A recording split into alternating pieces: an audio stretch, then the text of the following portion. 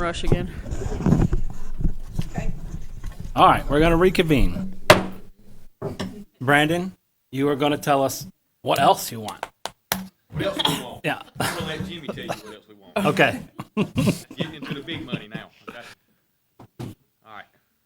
Have the floor. All right, so in discussion with the manager and just hearing some things that we've discussed in the past, so Town of Andrew proposed projects, looking at the Church Street parking lot project, I think which we looked at, the board looked at last year and decided to wait on that. That was around $400,000 with us, with the town staff taking care of the water line, so that's just an estimate on that. But that does fit back into your strategic priority plan and implement sustainable infrastructure, continue development in water systems, stormwater, and traffic management. Another thing we looked at was the informational sign. I know we had some discussions a little bit earlier. We were trying to put one here at the intersection, and it had some issues with the side triangle with BOT on that. And I think just talking during the break, that you may have some more input on more information on that. But we looked at putting that one down at South Broad Street at 55 at Forks of the Road near CCS. CCS, thanks. Again, that fits your strategic plan to promote community and economic development by market and promote local businesses and promote town events and showcase the downtown area. And then lastly here, we've got the Campbell Street sidewalk extension. That would pick up from Tanglewood 3 along Campbell Street and get to our park entrance. And then that again fits into your strategic plan development, outstanding parks and recreation system for that. All right, here's Thanks a lot, Jimmy. Start over. No, I'm just kidding. start again. If anyone's watching this video, then what he's describing in the PowerPoint is all available on the website, so you can download it. But is that number for the sign what we were expecting the sign to be? Sounds about right. Okay, I just don't have any sense. Yeah. So I reached out to a that's local vendor here to get just an estimate Yeah. on that. Okay. And obviously, I think you talked about the more, the more you want to put in it, the more Yeah. you can put in it. Yeah. But for And that's higher like quality, it was. The stand and all the things that go along with it. It's not just the sign itself. Correct, It's, correct. Now, one thing to keep in mind, so I'll show you, here's where we talked about putting the parking lot. So here's the area we talked about putting the sign. So there's our current sign on the bottom. Brandon cropped a picture from the town of Lillington where they've got theirs at their intersection where the old courthouse used to be. So the area down here where the sign is currently, all right, we don't own the property, but that gentleman has been gracious enough just to allow us to do some landscaping and stuff there. So if we were to do that, we'd actually probably have to reach out to the property owner just to make sure that he was comfortable with us putting that there. Once the bypass is open, that's going to eliminate a lot of traffic from that direction. Well, you still be able to come down 55, but they're trying to move everybody through the bypass, but you can still come through the downtown area, so it won't be complete. Correct, yes, sir. Similar to what I think what you've got in Holly Springs, you got Holly Springs bypass, but if you want to go to the downtown area, you just turn to the right and you're going to go to the downtown area. So I was also kind of hoping it might be more central to catch and more of that the traffic. was just the but- area we're looking at. Sure. Because I think I said when I was talking to Miss LaRue, she had some more information about this, but just what little pieces I got, I know we had an issue with DOT and the side triangle, so we didn't own the area that we were wanting to put it at in the past. So that's the reason why we just looked at different options for that. All right, and here's the area going down Campbell Street. So we'll look at putting a sidewalk here, and as you follow that to the very end, that's where we're putting in the park entrance there. And that's just a drawing for that. So you're looking about 3,500 or so linear feet for the sidewalk. All right.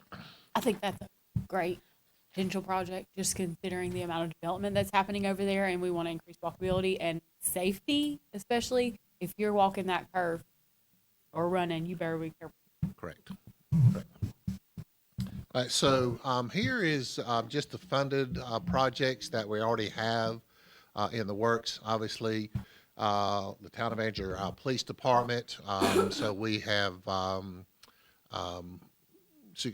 selected Bobbitt Davis Kane as our primary design build team. So we're in the process of working on a contract with them. We hope to have that contract proposal to you on your May 7th meeting for that. The Junior Road water tank and booster station, we had a pre-bid meeting this morning at 10. That's why I left for a few minutes. So we had 3 vendors for the booster station and 3 vendors for the Junior Road water tank bids. So those bids are supposed to be turned in the 24th of this month. So hopefully we'll have those numbers. The only thing that would push that back a little bit is if we do not get 3 bids, then we have to go back and re-advertise for 7 days. And then if we don't get anything then we can take the 2 bids. So just letting you know that. The core replacement waterline project, that is in engineering and surveying now. Again, we talked about that a little bit on what streets we're going to pave. So obviously, whatever's in the core replacement, we're not going to go and pave those streets at that time. We've got the lead line inventory. Brandon and Elizabeth hit on that a little bit. Once we get more information on that, we'll share with the board. Currently, the South Broad Street Drainage Project, number 3. We've got $800,000 in that, 400 from ARPA and 400 of that through town funding, and so that's pretty close to design. We've had a preliminary contract that will be getting ready to review, and then we'll send out requests for bids on that project here shortly. Then we've got the Junior Road sidewalk project, EB 6020. We had $1.4 million in that, which was an 80-20. That TELUS agreement that you agreed upon earlier will allow them to go and start securing right-of-way and any type of drainage easements for that. Are we the 80 or are we the 20? Just 20. that's what I thought. I just want to make sure. Yeah. So now, just with all these sidewalk projects that are LAT projects, so those are engineers' estimates. But usually these projects take 5 years, so we may have had an engineer's estimate anywhere from 2 to 3 years ago that were going on. Mm-hmm. But when we actually send out and receive bids, that number may change. So what we have done in the past is if a project comes in, just say this one comes in at $2 million for the low bid. So in that case, we can go back to NCDOT and say, hey, we're $600,000 over what our engineer's estimate was. Then we can come back and request like a 50-50 match on that part of the $600,000. So we have done that in the past. So that's just, we don't know those true numbers because there again, with as long as it takes to do these LAP projects, by the time you get an engineer's estimate and you actually get the bids, you're 2.5 to 3 years, into design and everything else like that. How far into that process are you with those right now? So right now we've got design and everything there for the Junior Road. So, but once we have to acquire the right of way, that's the next step. Once we acquire the right of way, then we'll be able to bid the project. So, and I think they had to go back and look at the contract on their time to be able to do that. I'm hoping here probably within the next couple months, since we've got an agreement with TELUS, is give you a little better timing of the project. Once TELUS finishes, here's the bid steps. Here's where we're going to award. And so that's what our game plan is. with the MacGyver Street and Wilma Street sidewalk. We're going to pick up from the school, continue up MacGyver Street, turn right onto Wilma, and tie into the subdivision there on the left, Tanglewood number 3. So you'll be able to walk. From school all the way to park. Ultimately, Yes. if it was in a Yes, once that's done. And even when you go back and look at the NC State study, we've already done, Yeah. we've already got a loop all the way around town. So, Right. you know, and once Junior Road gets in, you know, that's the next step. Because right now you can walk from the school all the way up to, is it Roy Street? To Roy Street now, right there at the pond, at the pool. Thanks. That was called cement pond. Cement pond. So we've already got what you could call like an interloop. Then we'll just be a little bit further along once we do that Junior Road sidewalk project. That one we just have did the oh shoot, wait a minute. Thank you. And we received those, and we have chosen a vendor, but we've got to take and negotiate with them first before we bring anything to you. So, and then they'll start on design of that, and it'll be the same process as the Junior Road one. And then what you've got, what you agreed upon today was mitigation measure number 2 and number 1. We're hoping to get grant funding for that, and that's what you approved by your resolution today. Are you thinking about using LAP for the Campbell Street project? For which one? For the Campbell Street sidewalk?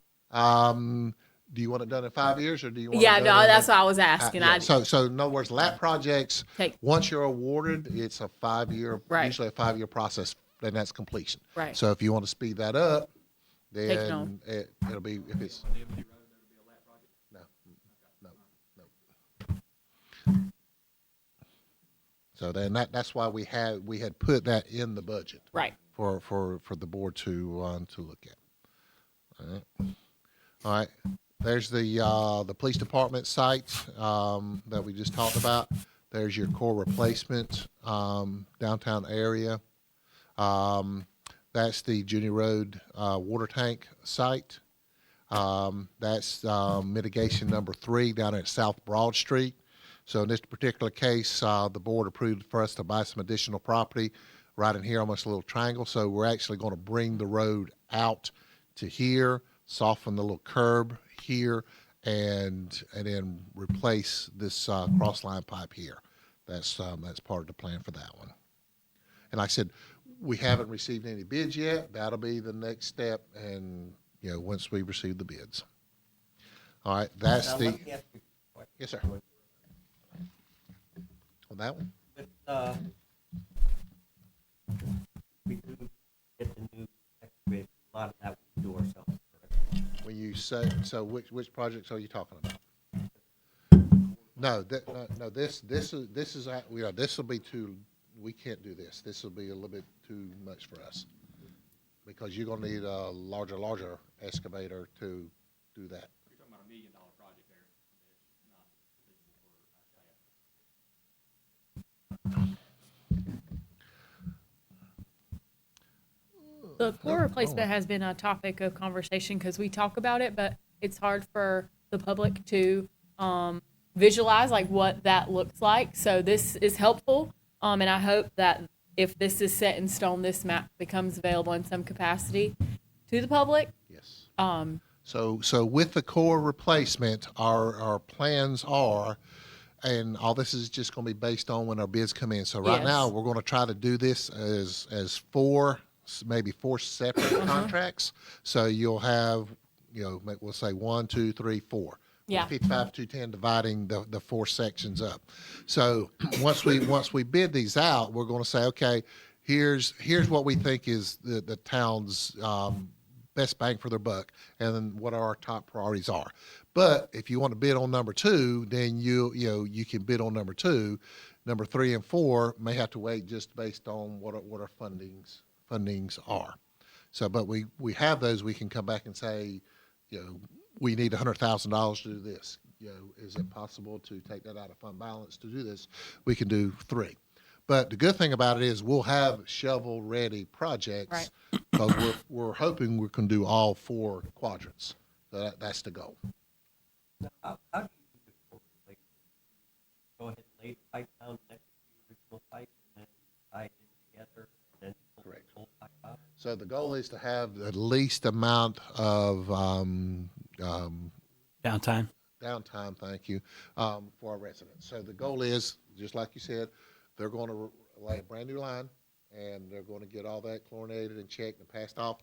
Then they'll start moving service lines over. So worst case, you may be out, 2 or 3 hours while I tie the service line in. You're not going to be down for multiple days. So we've got to keep the water to our Right. residents. So. Remove the old piping, the old pipe don't stay in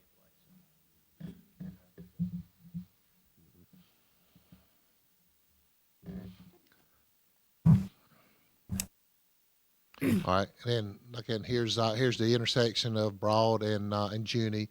We'll have the sidewalks there, and if you recall, to the left where CCS equipment is, we've got sidewalk that's going to go from CCS equipment to this intersection here. We did a developer's agreement to extend sidewalk. So when that new commercial property goes in, they'll be putting in the curb gutter and sidewalk, and we'll be compensating for what he's put in. All right. Sorry we ran over our time, but just a lot of things to cover. And, next year won't be as detailed because it's trying to bring, the new board members up to speed on, how much we actually have to cover and how much we actually do between the miles of sewer and stuff like that. So, but we certainly appreciate your time, and we're here for any questions. Appreciate your thoroughness on our back. Sure. Yeah. That's what we're here for. Lots of pictures too. Thank you. Certainly welcome. Thank you.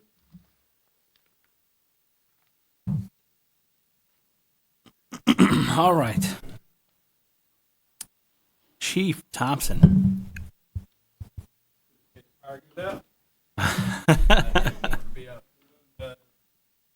All right. It's not, Never to be. spiral bound, but it's all right. Are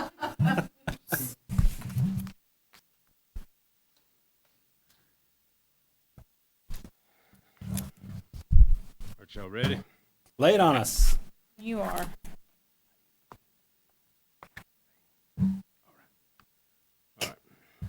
Here we go. Our achievements. For the last year, we joined in partnership with the Special Olympics of North Carolina. Began the 2-year process of becoming state accredited through NC-LEA.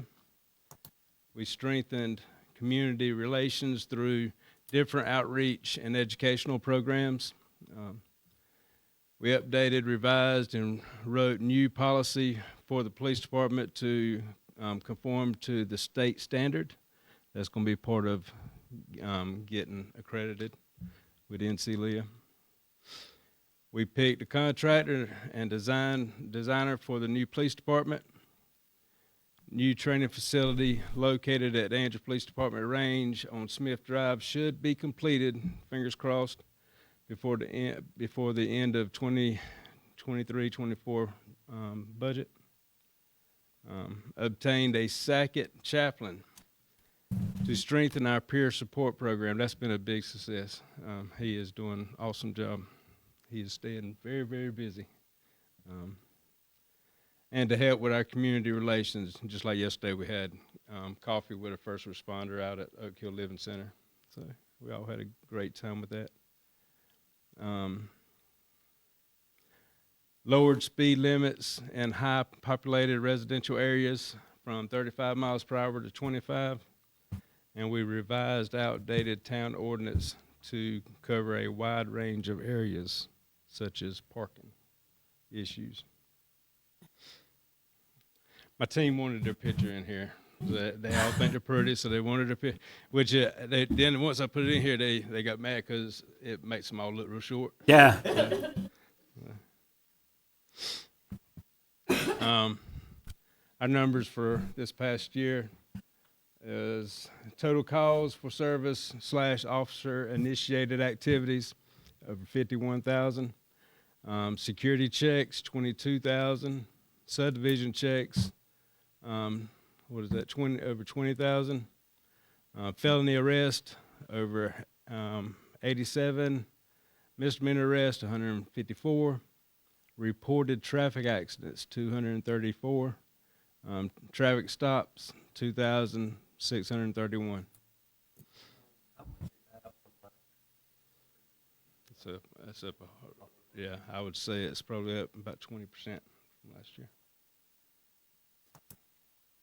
I got some go-getters right now. New positions requested. I'm requesting 3 new police officers, 1 being completely paid for by Carolina Charter School. They reached out to us a couple months ago again, wanting to get another SRO. We'll get an SRO. We took this before them last year. Things just didn't work out. But they're wanting to open that door back up, and if they're willing, we're willing. So one of the positions would be completely paid for by the Carolina Charter. Reason we need to continue to grow our department as the population of Andrew increases. There again, the charter school has shown interest in getting a SRO for the next school year. Administrative assistant for the department. This is something that I'm really wanting to help me out more than anything. And here's what this person would be responsible for. We're a small department, and I may be a chief, but I really like answering calls. I don't want that ever taken from me because I'm selfish like that.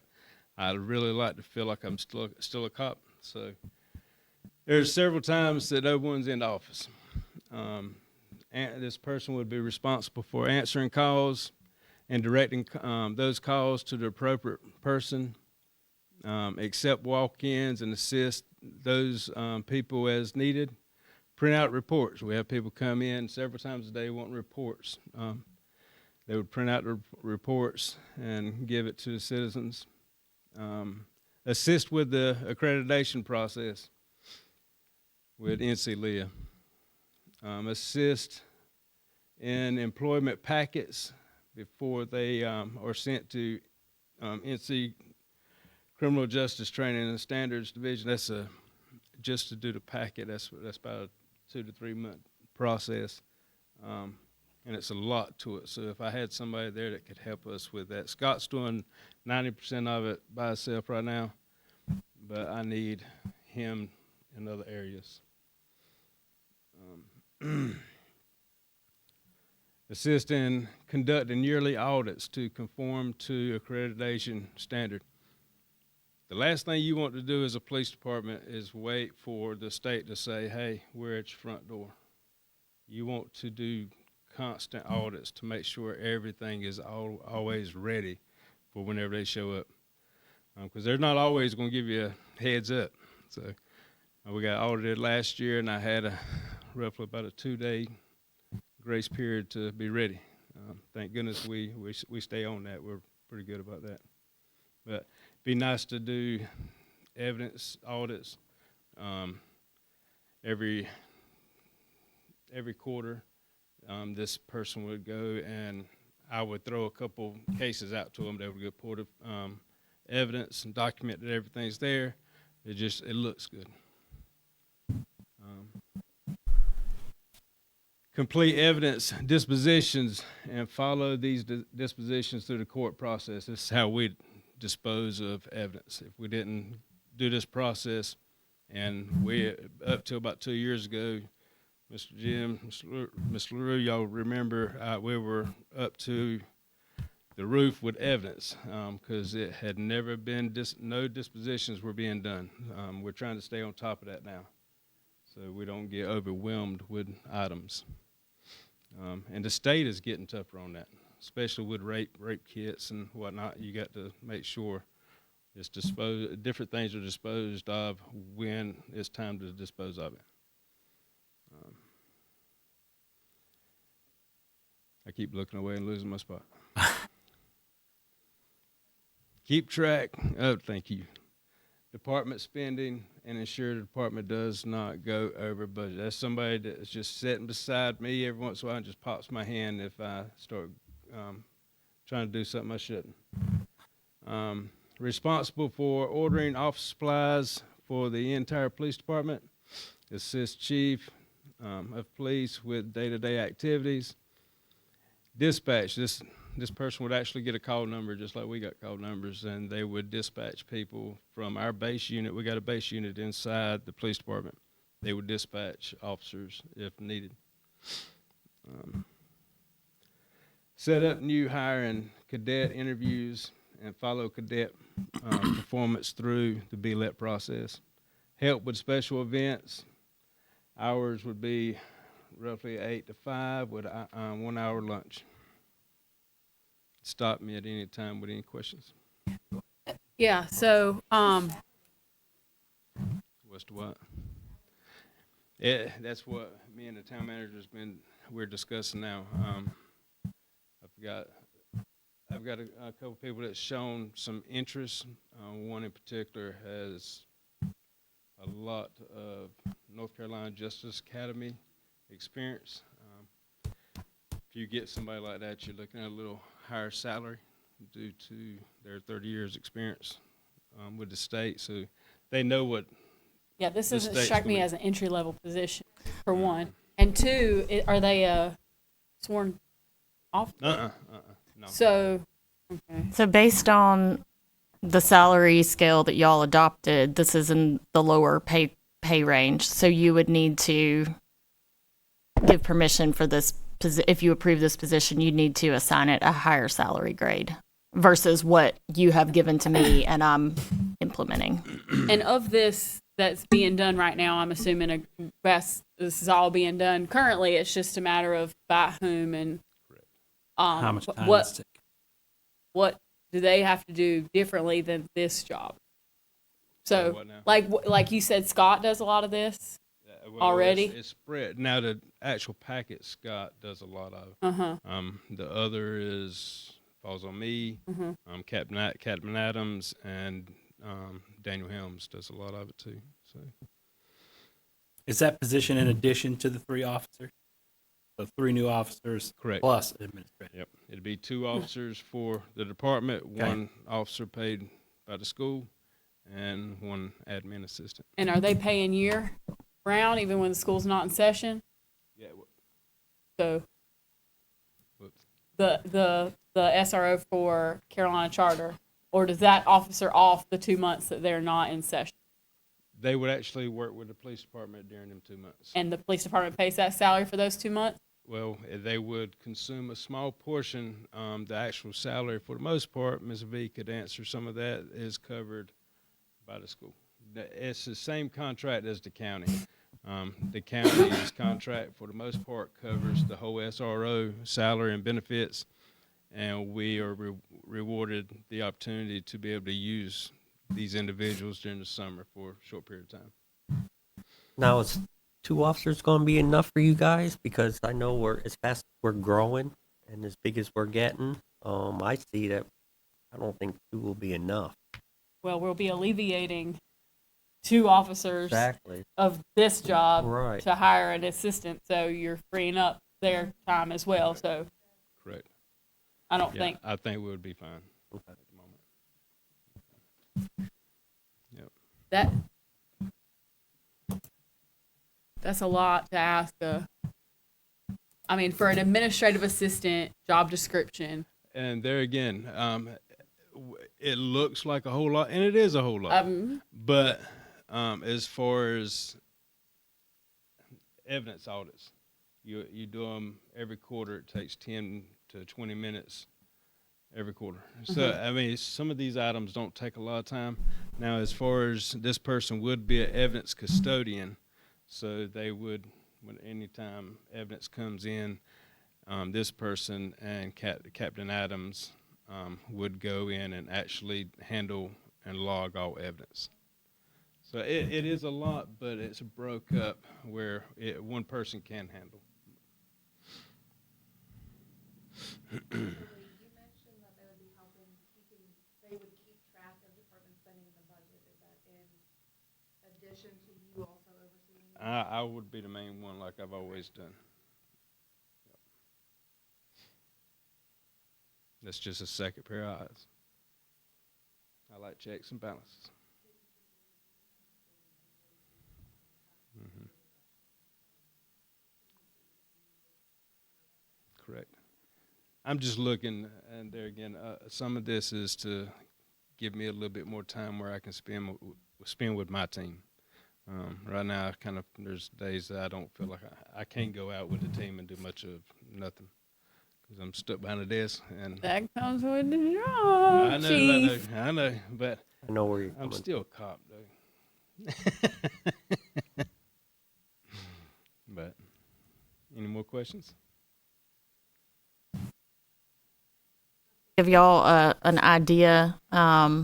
The cost of a entry level officer with health insurance is about $70,000. Then plus you've got your uniform and a vehicle. So just for your information. And what's the entry level position for the admin? Do you have that right off?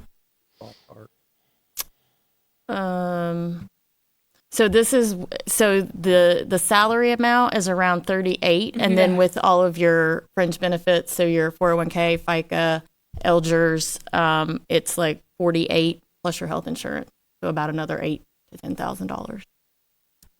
So 58 to 60, all in on an administrative.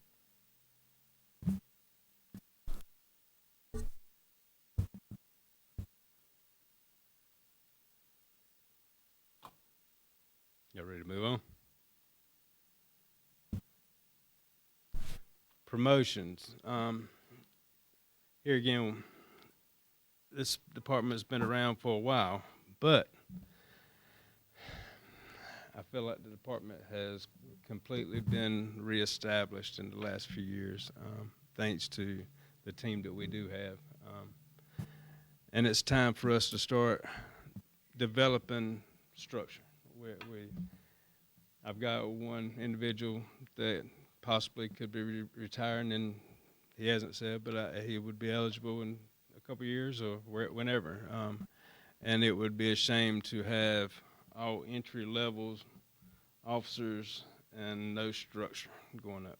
So we're to the point now as we grow. As you know, I've asked for 2 new people. Well, at the same time, them 2 new people would allow us to promote 2 sergeants. 1 sergeant over A and C squad, 1 sergeant over B and D squad. These positions would work. They would be on a DuPont, so they would be here just like their shifts. But they would work instead of coming in at 6 and getting off at 6 in the afternoon with day shift or night shift. We would split it up. They would do it roughly like 11 to 11. That way they get to be with day shift and night shift, because they're going to be the direct go-to person for their shifts. But we're at a point now that we've got to start promoting this patrol structure and get our career ladder established. What will change about their duties? And more specifically, what duties will they not be doing anymore? They would still be answering calls. They would still be working with the team. They would more or less be handling the days off requests. They would be handling the education, what classes that these individuals. We ended up last couple months. We did a 3-year, 5-year, and 7-year goal for everybody on our department. Well, in order to reach these goals, there's certain classes that these officers are going to have to take. So they would be over scheduling these officers for certain classes. They just looking after them, basically. There again, a lot of our team are young. Yeah. They haven't been through PLI, which PLI is the a class that I'm going to end up wanting all my officers go through. Explain what that is, what that stands for, please. Okay, it's a class that teaches officers what to do and what not to do to stay out of civil lawsuits, to get their department in trouble. It goes over the Fourth Amendment rights in detail.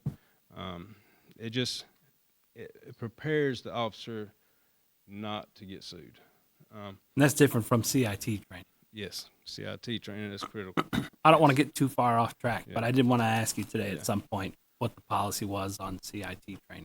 We could do that later or whatever you want. Whenever CIT training, that's something that all my supervisors are going to have to, that's going to be mandated. We actually got 2 going to class next week, 3-day class. We're there again, we're a small class. The county is actually putting this class on. Yeah. And they reached out to me earlier this week, said, hey, how many can you provide? So Yeah. What's the cost for that? Do you know off the top of your head? it's free. Would we not want every sworn officer on staff to go through that? Absolutely, but we have to break it up. Yeah. And we can't have everybody going at one time. So Yeah. like this one class I got 2 officers going. Okay. So no, it's just critical instant command. Mm-hmm. So it just teaches them how to handle bad situations. De-escalation techniques. Yep. And we're constantly updating our policy on these techniques as well. Yeah. So every time we update our policy, we in-house train. Yeah.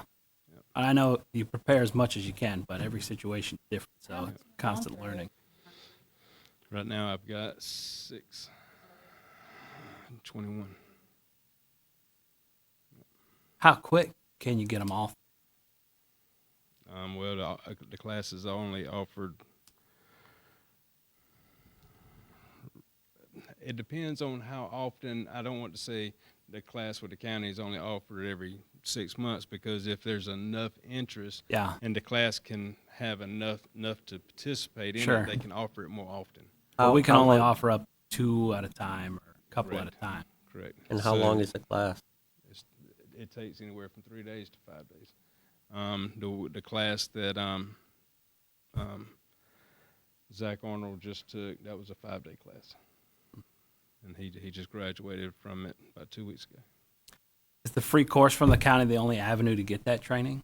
No, the one that Zach just took was actually through Wake Tech, Okay. That one costs money? not for law enforcement. How often does Wake Tech do it? Same thing, as often as They they can fill have classes. the interest. Then That's we kind of can- what I'm thinking, yeah. But the most important thing is that our supervisors have it. Yeah. So, and we're getting there quick. All right, I didn't mean to derail you. The promotions, do you know what that's going to cost? That'll be just the a The rough- difference. Yeah, just a 5 to 10% increase in salary. Okay. For 2 individuals. And when we do, we've never had much of a promotional. We just have started the promotional policies and stuff. So I'm completely stepping out of it. I don't want it to ever look like I'm being biased. Sure. I've got enough faith in my team to make the right decisions. And Miss Veronica and the town manager, I would ask them to participate with it. So You are not a part of the.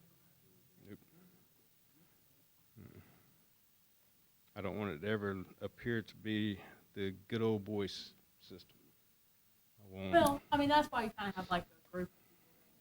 Because I think your input's very valuable. They're They know your my- team. Like you they said. know I my mean, input before they go into it. Yeah, yeah. So you're a part of it. You're I'm a not- part of it, but I'm not a I part was of it. just You're say, I saying mean, that I just- entry-level officers all in with all And we also get somebody from the Each outside. officer is 70. Admin is it? assistant 58. Oh, that's right, 70. Oh yeah, it's a board that they have to actually come before a board, and they're asked questions. But- We're actually reaching out. I got an individual from Holly Springs right now that's willing to come at any time. Yeah. Holly Springs Police Department. I got the chief in Fuquay. He's willing to come at any time. So it's just the board would be established to be certain people, and they would come in, be asked questions, and be graded.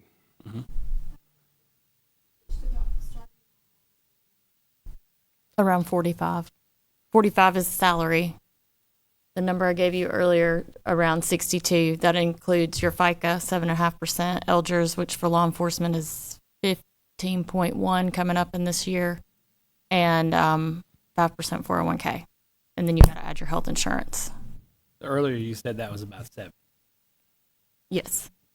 plus vehicle plus the vehicle, plus gun, plus uniform, all that stuff. I got a total cost of on one of my slides too. Okay.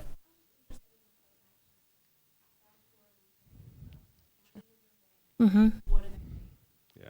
It's around 45. People who have military experience, who have a bachelor's degree, bilingual, there's some incentives that get added onto that base pay if they meet those requirements.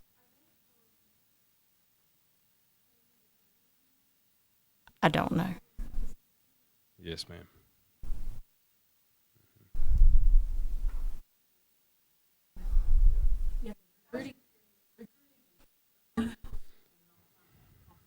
It is a competition now. I mean, most PLE cadets are already promised. Before they And- walk Before they in the ever door. graduate. Yep. And the sad part is nobody's wanting to become police officer anymore. The classes are way down from previous. Yeah, correct. And look at Raleigh, for instance. They just admitted they're over 100 officers short. And they're about to get they're proposing a 15% increase. Yep. So as Wake County goes up, it's just makes us fight harder to try to keep what we got. But we're doing okay. We're staying above water. Here's the 2025 proposal. I'm not going to hit every line. Y'all got a copy of this, but the salaries for full-time, there again, I've got 21 full-time employees asking for 3 new, one being a SRO and one administrative assistant. Overtime, I am asking for 50,000 on that. Overtime hurt us this year with some of the special events and whatnot. And the special operations team, they train every 2 weeks, every Tuesday. They train for 4 hours. It's a minimum of 8 hours per month. So, and the special operations team, they're to the point now where they're getting good. I'm proud of them. They're doing some awesome things, but they feel like their training is not being used. So they're wanting to start doing on the weekends. All of them come together, do little events where they're just stopping every car in certain areas, and that's going to be a little different than like a license plate checkpoint and whatnot. So they're wanting to go to these known drug areas, stuff like that, and show more presence. But in order to do that, we got to boost our overtime up and to cover more shift coverage. With special events, is it a charge? What can you charge, and how does that work? Now, what Like if with it's special events? So if like Backfest special Whatever. events that we're getting paid from the outside in Yeah. is $35 an hour. Is that correct, V? per off, Yes, ma'am. But a lot of the events that we have are in-house, so it's overtime. there like a cap on what you can charge for special events? Like, are we cutting ourselves out of something by not charging more for special events? I mean, I feel like it's taking you off the street. It's taking Yeah. you guys off of And being that's able to work something- overtime for something else. Like, That's something after we get finished with the budget and stuff. I was wanting to sit down with the town manager and Miss Veronica and talk about that a little more. But last year, we actually went from $25 to $35, and a lot of people were complaining. But we're still the lowest ones around. Yeah. So and you're a must have. Like, it's not an yeah, option. yeah. So I think we need to look into maybe going up on that. but travel, training, meetings. This was actually 2 line items. We combined them to one, so the cost really didn't go up too much. But the cost of training, the travel, we had to pay for someone to go to Salemburg, to go to the mountains, to go to different training. We got to pay for their room and board while they're there. Any special equipment they may need during this training, so that I asked for that to go up just a tad. Special operations team equipment, $10,400. That did go up from $8,000 last year, and that's because the Motorola radios that we are currently about to get the new updated versions, they will not work with the headsets that the team has got at the present time. So we're going to have to buy all new headsets, and they are $1,300 a piece. So that line item went up. Materials and supplies. We started out with 7,500. We decided to put 2 solar radar signs on Broad Street to help control traffic on Broad. We're wanting to upfit our cars that do not have radar systems. We want to upfit them, and we're currently using the Golden Eagle 2s, multi-directional. We're wanting to get a LiDAR system. It's a handheld. That's something that if somebody doesn't have a radar in their car, but they can go into the office and just grab it, check it out. Hey, I'm using the LiDAR, and they can go and run Like LiDAR beside the road. standing downtown. Correct. Correct.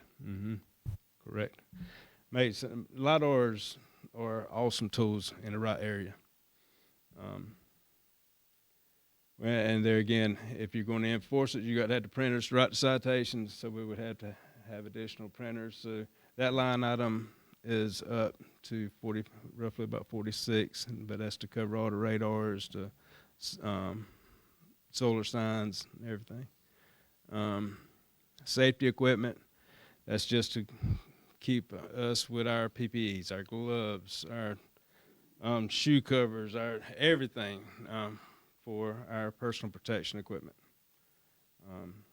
A portion of that helps with our vest. There again, we got we're most of the time able to get a 50-50 grant for our vest, but we have to pay a certain percentage of it ourselves. So that's where that comes from. Our vehicle maintenance, that's gone up from 20,000 last year. Just these brake jobs on these patrol cars, they're thick. The brake pads are thick, the rotors are heavier built. Just a brake job for one car is over $1,200, and we're averaging about 9 to 10 a year. One chase, you got to carry it into the shop the next day, his shop. Tires, everything. So altogether, we decided it was 20,000. Just won't cut it this year. So we upped that to try to keep from getting any surprises. Uniforms, that went from 20,000 to 30,000. That's just because of the price of everything's gone up. Pants now that I used to be able to get for $50, now they're $85. So everything's going through the roof. So the cost of uniforms, we got budgeted for $30,000. Utilities, you're gonna see a tab on that here in a few minutes, but that's from the educational building at the range. Fuel, that's something we can't help, $65,000. Dues and prescriptions, the only thing new to that was where we signed up to become NC LEA accredited. So we had to pay them dues every year. Contract services is going up right much, and I will go into that here in a minute with a tab. Capital outlay, that's just to outfit 3 vehicles. The outfit, one vehicle, you're looking at roughly $16,000 to $17,000. So outfit 3 vehicles, we got $55,000. Special events, this is a line item that we have never budgeted enough. There, up till this year, I only had like $2,500 in it. Well, thank goodness the ABC board voted to give us money last year. They actually funded National Night Out. But there again, we were still tight on money to get stickers, to get things for the school, get things to hand out at these special events. So I'm upping that up to $5,000, and I'm still praying that the ABC board will still give us the gift like they did last year to help out with National Night Out. Enterprise, want to increase by 3 cars. Department of Insurance, like the town manager said a little while ago, the insurances are being divided between the departments now. So I'm sure that we pay the most on the insurance. Yeah. Last one there is the GEMS grant. That's money that we hope is going to be replaced soon as we've been lucky each year getting these grants, but we got to have money in the budget to spend to get the money back. So these are reimbursement grants. So we need to plan to have it as both a revenue and an expenditure. And sort of my general rule is if you don't get the grant, then you don't get to spend the money. Correct. All right, contract services. I highlighted some of the ones here in red that has gone up. Harnett County animal control, that went up from, correct me if I'm wrong, 12,000 to 25,000. That was unexpected this year, so that's out of our control. Harnett County Dispatch, they're great to us. Actually, next week is Harnett County Dispatch Appreciation, so if you know any of them, call them, tell them thank you for what they do. But our portion of the radios, they are funding us the radios, so we can't argue with that. But we still have to pay fees to use the radios, and that's going up right much this year, and that's going to be a cost that's going to be spread throughout the county. So we can't argue with that because they're being good to us, but that's still going up right much, so that's going up to 14,100. Axon Body Cam, that went up roughly about 5,000. We've had them now for 5 years, so it was time to renew the contract. Like everything else, prices, everything's going up, so that went up about 5,000. Flock safety cameras, that's something that you're gonna hear me continually talk about till I get on your nerves. But right now we've got 8 locations throughout the town that it's just about every road that leads into town I want a camera on. That way we can see who's coming and going out of our town. I talked to Chief Carrier and Dunn the day that hers got activated. They just activated 16 of them. And she said, Chief, be prepared to adjust your chase policy because ours have gone, just as soon as we went active, they're constantly getting alerts. So if anybody passes them cameras with warrants, if anybody has a stolen car, if a BOLO's been sent out, anything, we're going to get notifications instantly. By us being able to get these cameras, it automatically opens us up to the 16 that Dunn just purchased.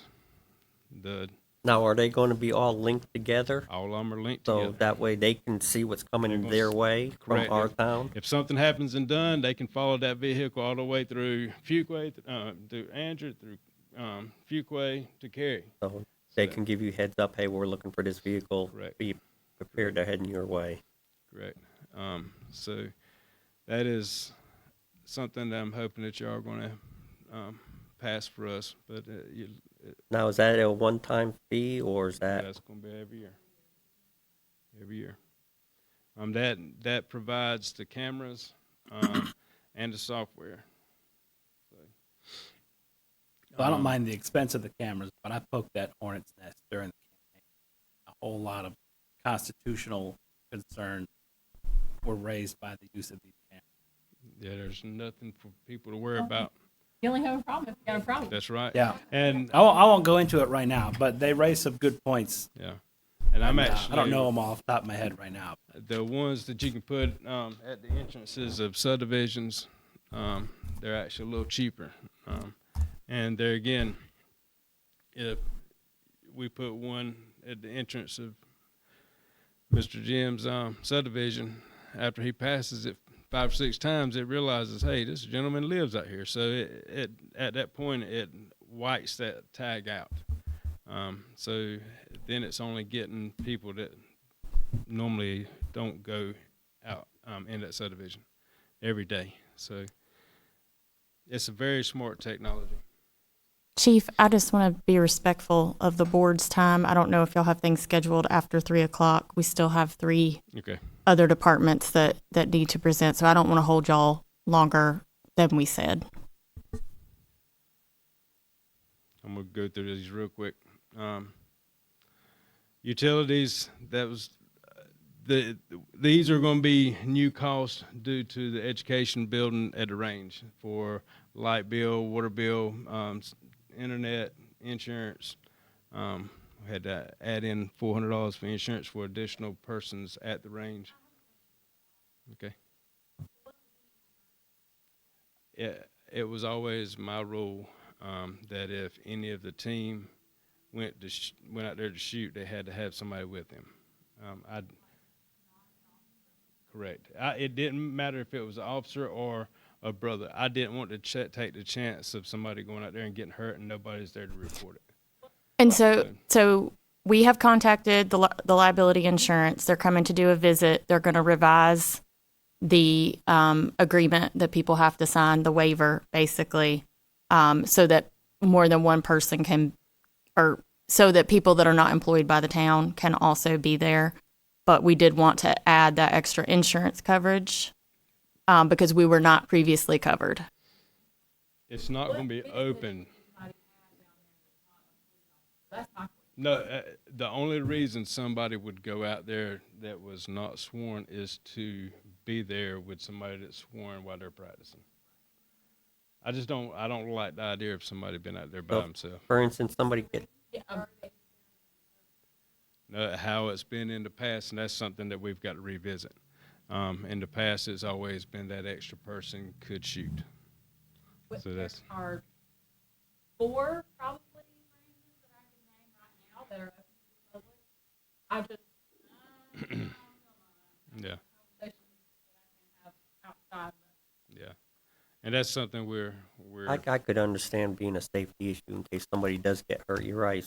They a projectile ricochets off and hits the officer or whoever's shooting, and be laying there for a day and nobody know about it. Yeah, it's always worried me for somebody to be out there by themselves. Yeah. But that's something we're going to bring back to the table, discuss. Materials and supplies. There again, this was talking about the radars in the cars, the LiDAR system, the brother printers, the 2 radars on Broad Street, all that equipment. So that was materials and supplies. The reason that went up. Cost per officer, this is what I was talking about a little while ago. This breaks it down for all the way down to the uniforms, the Class A's, the boots, everything. And it's 90.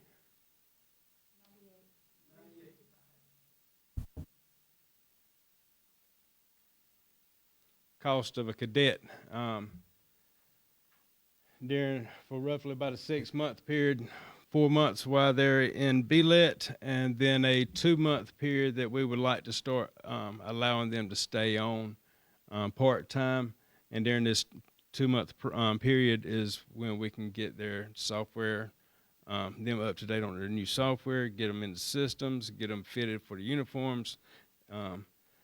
But you're looking at roughly about between $10,000 and $11,000 investment over a 6-month period for a cadet.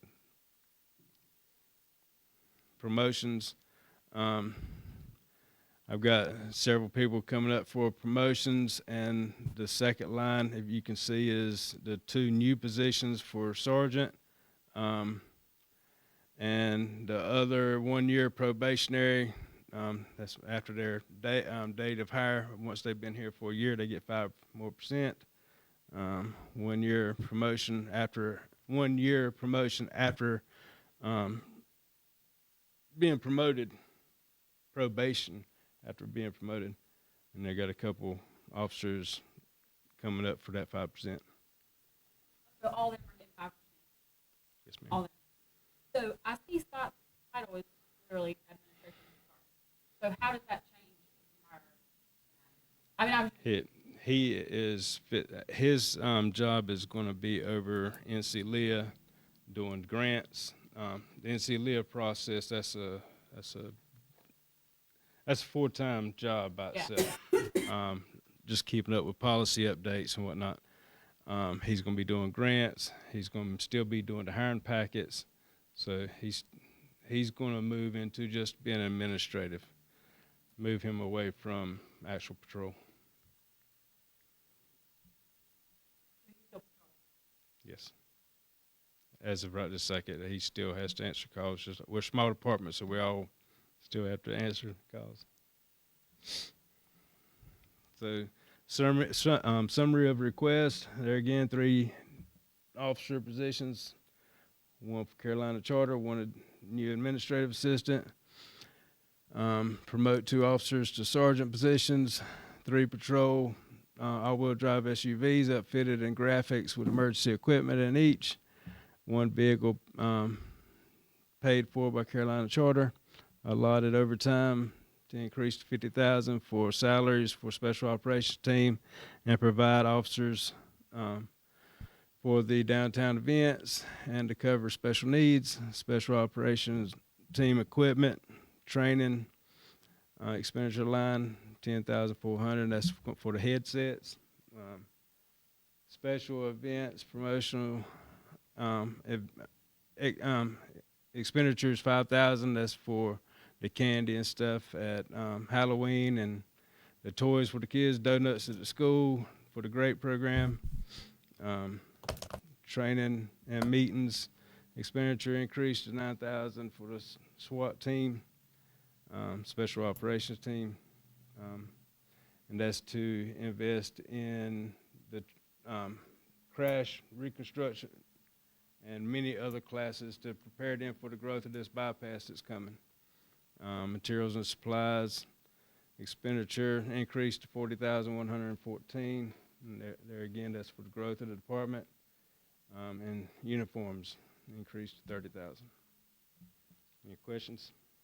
I have the big question. Yes, ma'am. What's the big number?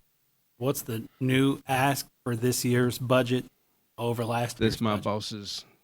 My boss got to answer that one. Okay.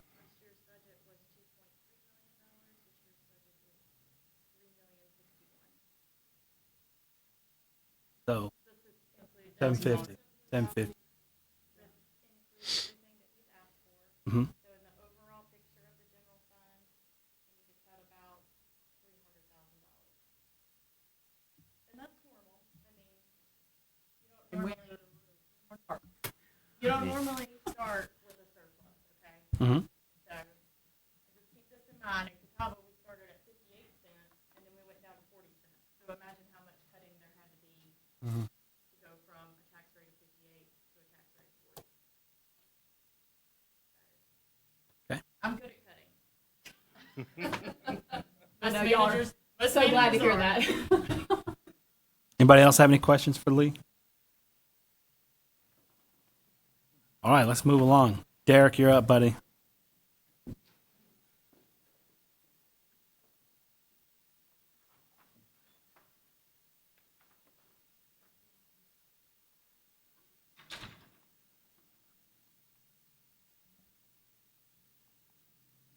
Well, all right, we'll start there. I'm gonna get us back on time. I'll wait. I can wait for Chevelle. I can get started. First thing I want to talk about is the growth that we've had. This is my 25th budget retreat. And some years it seems like an exercise in futility. Don't feel that way this year. As you can see, you guys should have the numbers there in front of you. The department since 2000 has grown about 400%. With that being said, there's a lot of things that are coming down the pipe for Parks and Rec, and one of the most important things that we need to do, I'm recommending that we do, is we put Ty Pearson on from part-time to full-time. Basically, that just expands his current role. He's been working with us for, 4 or 5 years now. And this will be the first full-time position that we've added since 2013. Basically, I kind of mirrored this whole process, how we did Austin. Austin started when he was like a senior in high school, worked part-time with us after he graduated from high school in 2011. We made him full-time in February of 2013, and it's worked out great. Ty's kind of a throwback kid, enjoys working, enjoys responsibility. Not a lot of kids like that today. There's more entitlement than ever with the younger generation, even the older generation. So we feel like this is kind of a no-brainer. It's going to save us in our part-time budget. Our full-time budget will go up. We'll be up to a staff of 4 then in 25 years. So Look yes. at you grow.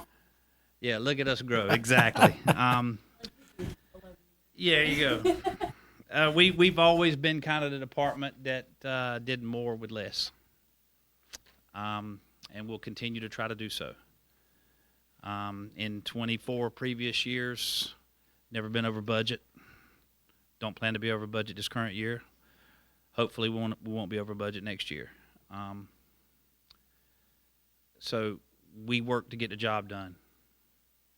That's what we do every day, all day, every night when we have to be there at nighttime, Saturdays and Sundays when we have to be there, we're there. I ask my staff to do a lot, but we don't have very much turnover in our staff of 3.5 right now. So hopefully they think that I look after them pretty good too. So it's kind of where we're at with staff. That's as far as staff goes, that's pretty much it. Pretty much everything else is either going to be the same as far as the operating budget goes. And capital outlay is going to go down because we're not really asking for capital outlay except for money for the new park. And I'll get to that. We are gonna put into contract services, and we're gonna try to do the majority of this stuff in house. There's erosion along the walking trail where you go by the dam, by the old school, and turn back to the left, all the way down that side, all the way past the tennis court to the spillway. There's 4 or 5 areas, as you can see by the pictures, that need to be addressed because the walking trail is going to be in the pond eventually if we don't do something with it. And we've kind of ignored it for the past couple of years to try to prioritize some other stuff. But this is kind of at the point where we've got to do this. We're also going to replenish some of the rock along Willow Street, the riprap rock along Willow Street and along William Street when you come in, because some of that's either been thrown in the pond or washed into the pond. We don't seem to have the flooding issues that we've had in the past down there. I feel like we've kind of fixed that for the most part. Knock on wood, hopefully we won't get any today. I know they're calling for bad storms, but that's pretty much it as far as stuff that we're kind of looking to do short term. Probably going to ask Public Works for a little bit of assistance on the erosion part of it.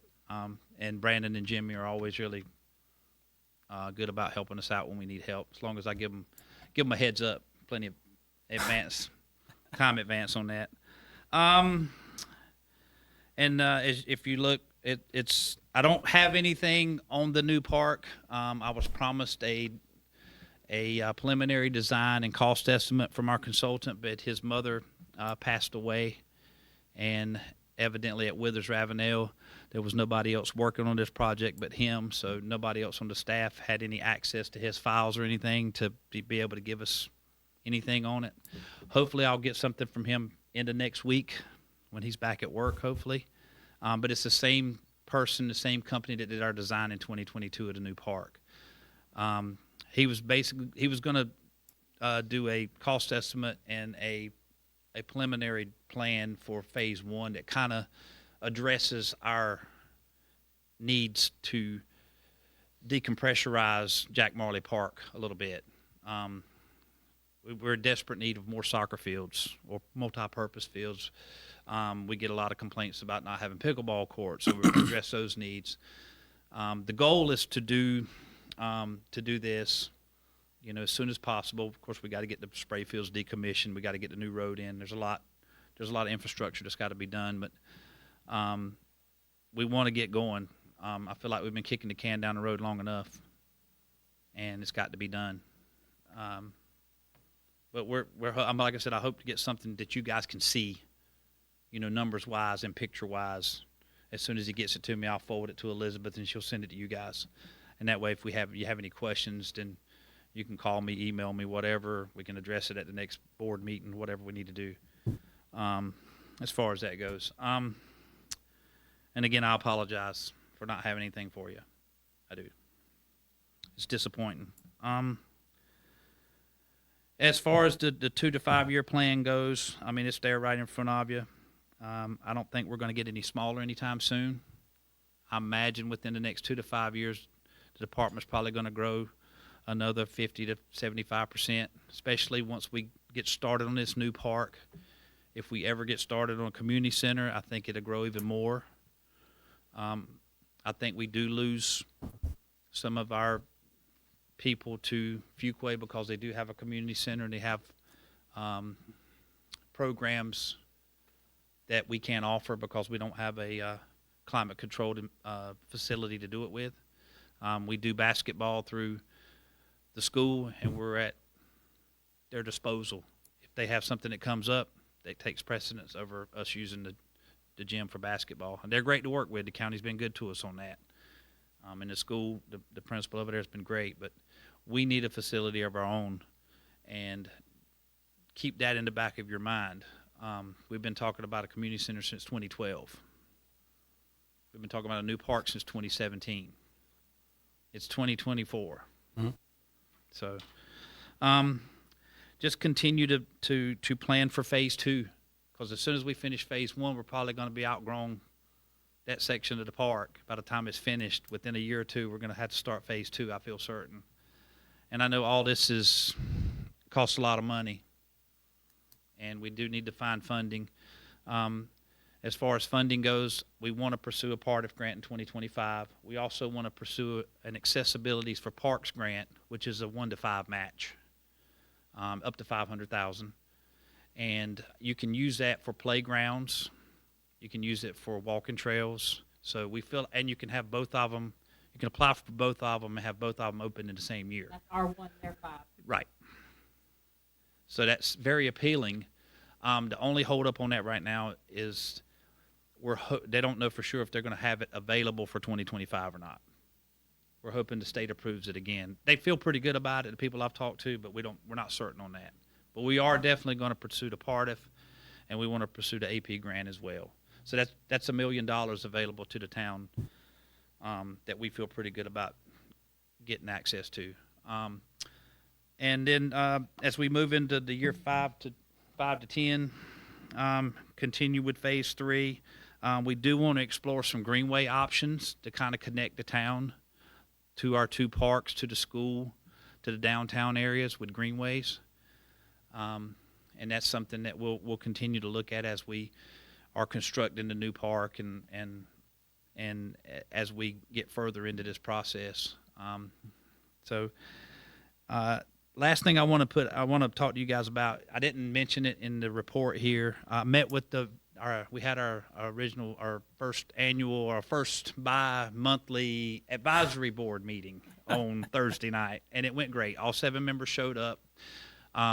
We got a chairperson and a vice chairperson, and we also appointed a minute secretary too, so I don't have to do that. So the main topic of conversation, once we got through all of the preliminary process stuff, was outside funding for these projects.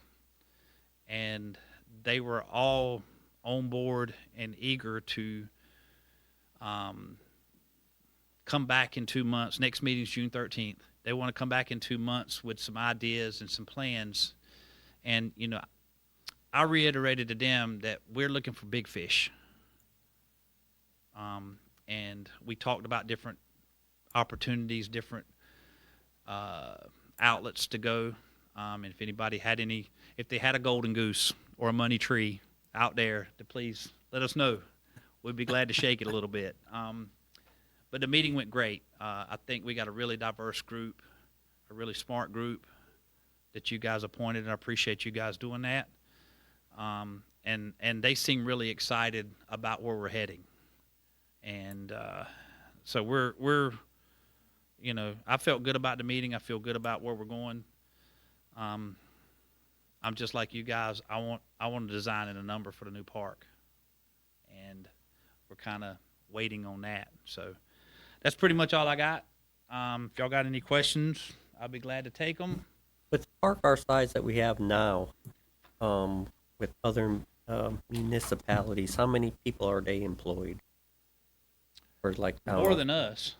I figured as much. I mean, a ballpark. I mean, So, well, Lillington's got a community center too, and I think he's got 8 full-time people. I could see what a Billington. community center. But they got a community center too.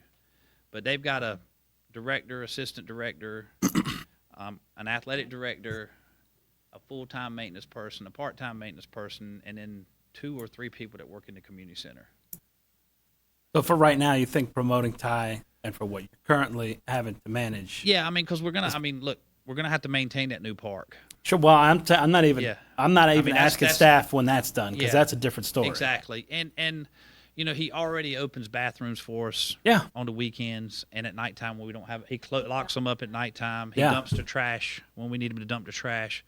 I mean, finding people to come in twice a day or 3 Yeah. times a day on the weekends is you don't have to sell basically, Ty you to can't us. find people Yeah, to do that. Like, yeah. Yes, he is. If Yes. there was ever something I was ready to Well, say and- yes and, to you know, tonight, and- like that was one of them. Me and Austin sat down and talked about this, and you know, I've talked to you guys. Y'all know I've talked to you guys about this for years, and I know you 3 are new. But we feel like that if we hire him full time, he will probably work for the town for the next 35 or 40 years and be a valuable employee for that. Well, Does that make sense? Maybe better looking.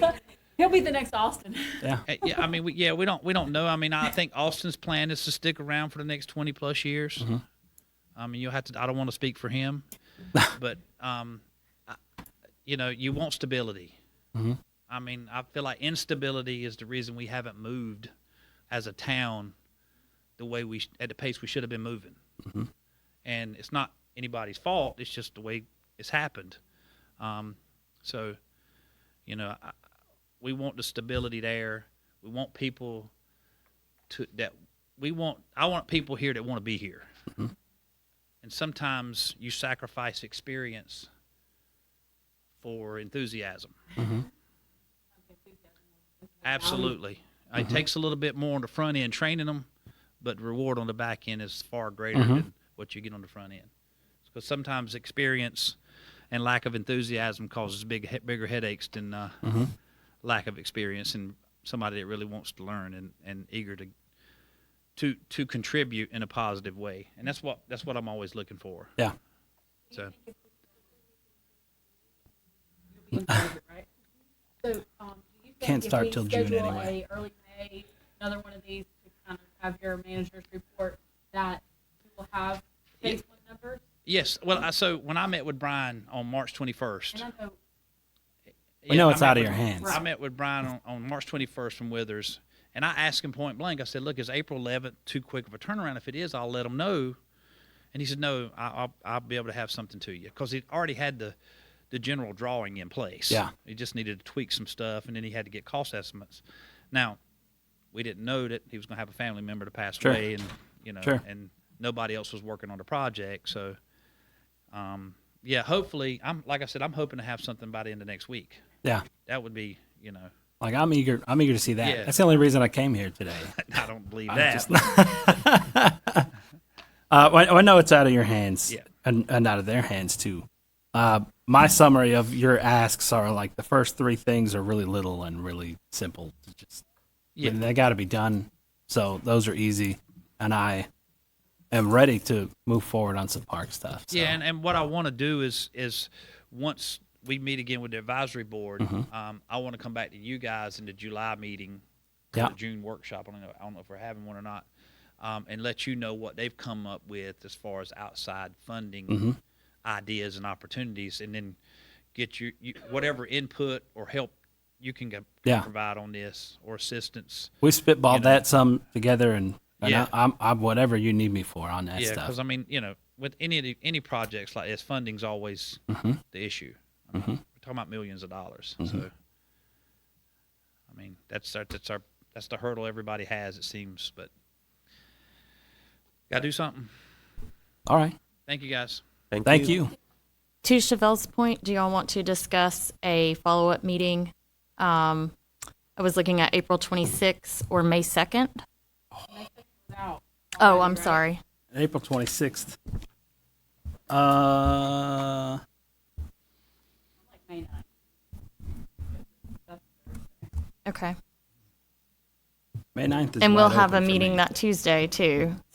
So staff's preparing 2 agendas in Is one that too week. much? I could do the 26th if we got done by like 2, which we probably could because We- it sounds like we just. I got was a little bit thinking 9 to cleanup. 12. Okay. We can keep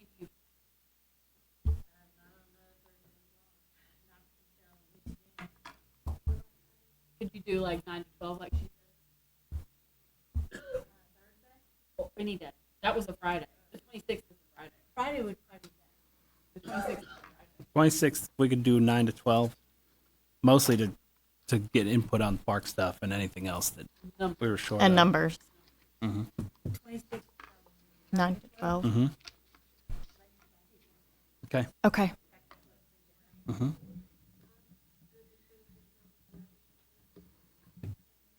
Third's out for me. So 26th or the following week. Not- Let's try for the 26th, Okay. and then we'll see. That does still. Right back to back.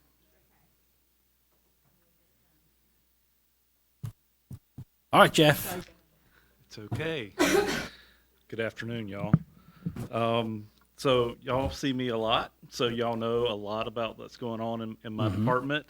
You all, over the last few months, have approved us moving forward with the building inspections division of planning and zoning and inspections. So we're currently staffed with a planner, planning technician, a permit technician, and a code enforcement officer. We are recruiting for a building inspector, and I feel pretty confident that we're going to have somebody by July 1. And that program will be up and running by July 1.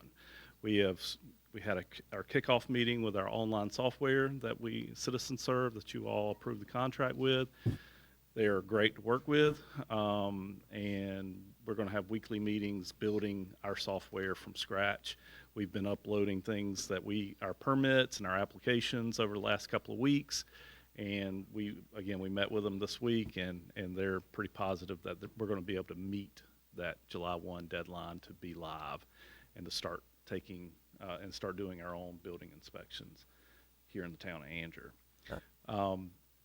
As you all know, we're going to be requesting to do a new comprehensive plan in the budget this year. That's something that we feel pretty good that we need that for Angier. We need to figure out the vision for the next 10 to 15 to 20 years for Angier, so that'll be in the budget. That's not something that's really new to you all. Part of things that you'll see is some fee adjustments, mainly along the lines of things that have been talked about earlier, parks and rec fees, our trade permit fees, and I can give you a handout. Our trade permit fees, we did a little study of some jurisdictions adjacent to us, and we're going to raise some trade permits. And then reinspection fees, mainly on our site inspections that Public Works does. Currently, we're charging $50 for reinspection. We're going to be increasing that.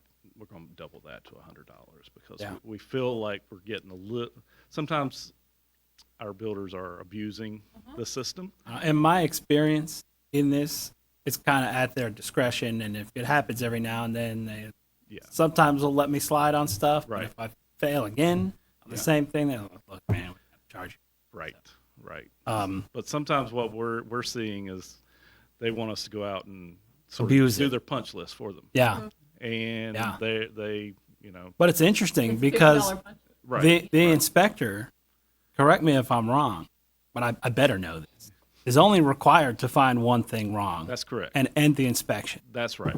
If So- they drive up and stakes aren't in the corners or Yeah. they see a crack immediately in the curb, they absolutely can Yeah. move on. They don't normally do that. They do not, But that especially is- on a first visit or a subsequent visit. They'll usually do the punch list. Yeah. because they want to know, hey, if it's just one item. Yeah. Everyone's then- trying to work together Right. anyway. Right. Until somebody's abusing something. we just need to up that fee a little bit. So that'll help with, Public Works and their new people as well. So Yeah. we'll have some new funds in that. So some statistics of what we've done over the last year. Shannon's going to do a little presentation on minimum housing, but Shannon is our code enforcement officer, and you can see over the last couple of years we've done, several hundred code enforcement violations, for nuisances, zoning violations, and the various mobile home violations that we've had in town. Building permit statistics, these are from July 1, so this budget year. You can see we've done 320 new residential homes. That's either townhomes or single family. And then the various trade permits that we've done. So every time there's a new home permit, so at 320, it's actually double that because we do a land use permit as well with those. So our new software is going to definitely help with being able to streamline our processes. Do you think they'll pick up things that maybe fall through the cracks in terms of smaller items, or do you think, I guess maybe it'll be easier for the developer or the builder to do it? I don't know. Yeah, no, I don't think we're missing items Yeah. or permits Yeah. that need to be obtained, but it'll be easier for a builder to schedule an inspection, to know what the result of the inspection is, and then to see where their plan is in the plan review process as well. Which is very helpful. It is. But I will add Yeah. that in my experience, if we have to bring a paper permit down to town hall to change a water heater, it ain't happening every time. Oh, absolutely. If we Water know, heaters if just we- getting if we changed. know, but Yeah. All right, but the software will right. help because I believe you could go in the software, get an instant permit yes, for changing a water heater out, Yeah. and then schedule everything online, and Yeah. yeah. So the software is going to help. Having a building inspector in house will help because there's every day or at least every week there's questions from homeowners or citizens or builders that are related to building inspections and code, and we have to defer to Harnett County, our inspector. They're not always available, so having someone in-house will help be more customer friendly for the building community. It's gonna. Our permit turnaround time is 7 to 10 business days. I'd hope to have that reduced a lot, especially for minor permits. Really within 48 hours or so, because it will really be submitted. It'll go immediately to the person who needs to review it. They'll look at it, and then they can say issue the permit. So that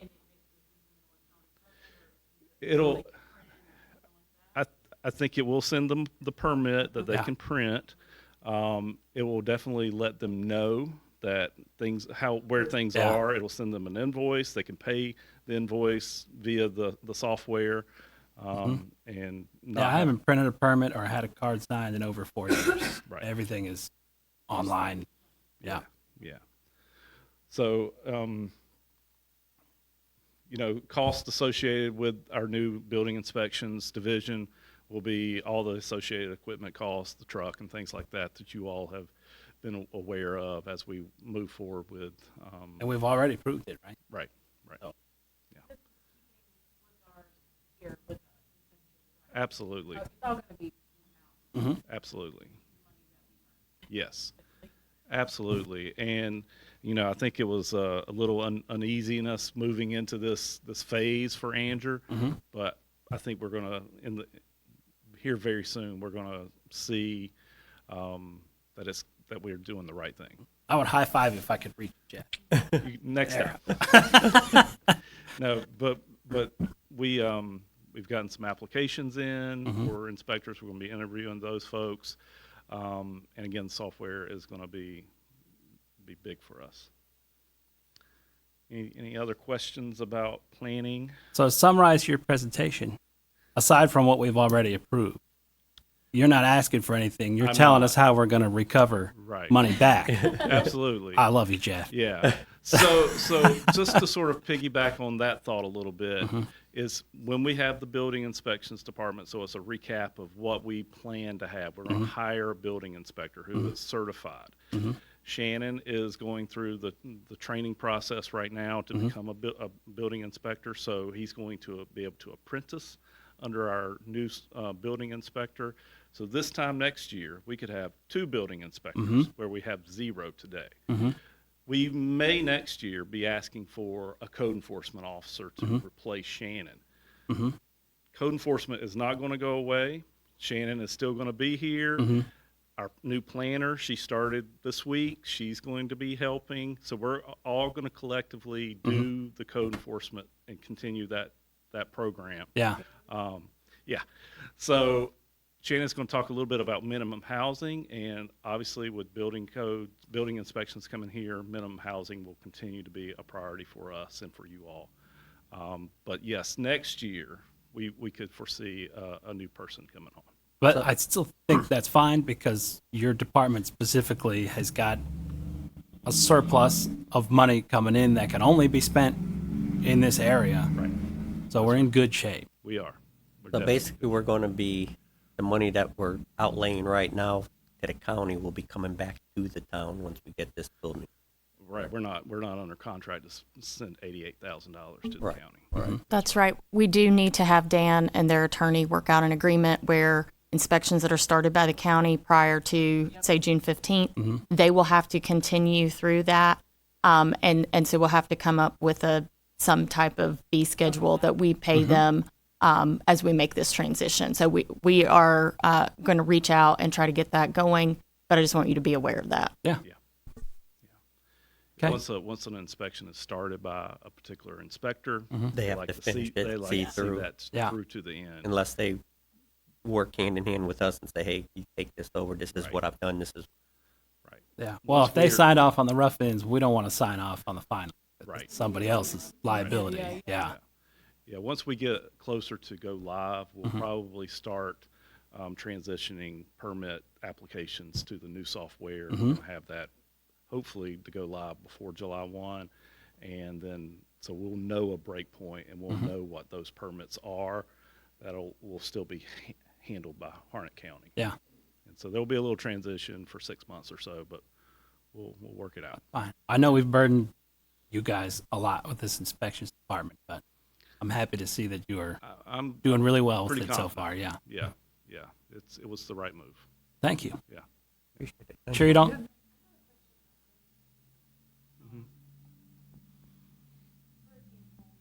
My God. and stuff. Does code enforcement just ride around and look for particular things? Are things submitted and then it's investigated? Both. Yes, both. We do complaint based or not necessarily complaints, but hey, you should go look at this and see if there is an issue. Shannon does, and myself, we do ride through town on our normal day-to-day business, and Shannon and I talk about, hey, you need to go look at this, and Okay. Shannon will say, oh, that's not right, and he'll proactively take care of issues. Okay. And that's what having a code enforcement officer helps, is to be proactive. And if someone wanted to make a suggestion, would they reach out to you or Shannon? You could reach out, currently you could reach out to myself or Shannon. Okay. This new software, we did purchase the module that will have code enforcement availability. So someone would go online and register a complaint or an investigation needed, and that will all be handled online. And that person who is making the complaint, they can be anonymous, or they can give us as much detail as possible and can follow up on those complaints or concerns. Okie dokie. Thank you. Yeah. They'll all be anonymous. Right? Sure you don't want to high five? Of course. All right. All right. It's all right. I think Shannon's going to give y'all a little presentation on minimum housing. Okay. And Shannon, you ready? Oh, yeah. All right.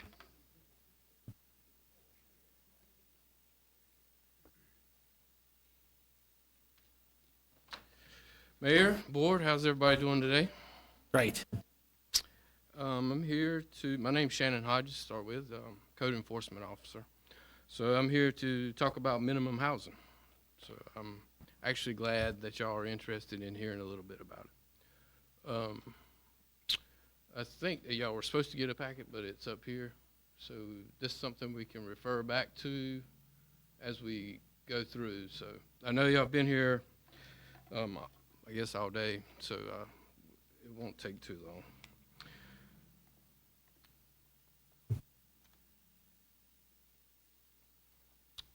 So to start with, where do we get the power to do minimum housing? So the state of North Carolina grants us that power by General Statute 160D 1201, which we've adopted into our ordinance on Chapter 5. I think confusion sometimes in the public is that we're looking for cosmetic items, but we're actually, the whole thing is the purpose of it is for unsafe, unsanitary, and dangerous conditions. So we need to keep that in mind as we go through this. So who can file a complaint? It can be a public authority, can file a complaint with me. It can also be an individual. Now, when an individual files a complaint, we require 5 statements to validate that concern, because a lot of times we get involved in civil matters with that. So last year I actually got involved with that, so I had to go to court and testify. So we want to avoid that, but we want to answer their concerns. So, but I'll tell you this: 95% of the minimum housing cases is generated through me. So occasionally we get a complaint, but it's mostly me initiating it. And once we see a property that might need attention, you know, what are we looking at? And remember, I said unsafe and dangerous conditions. So we're not talking about, does the front door need painting and things like that. So when I go and look at the exterior of a property, I'm looking at the foundation. Is there cracks? Is it sealed? Is it unlevel? I'm looking at the exterior walls. Does it have a protective material on it? Is there rotten wood? And is it the proper material? Also, one big thing is windows. Are windows broken? Are they sealed? And then, of course, we just kind of do a review of the whole property until we get up to the roof, or you go either way you want to go.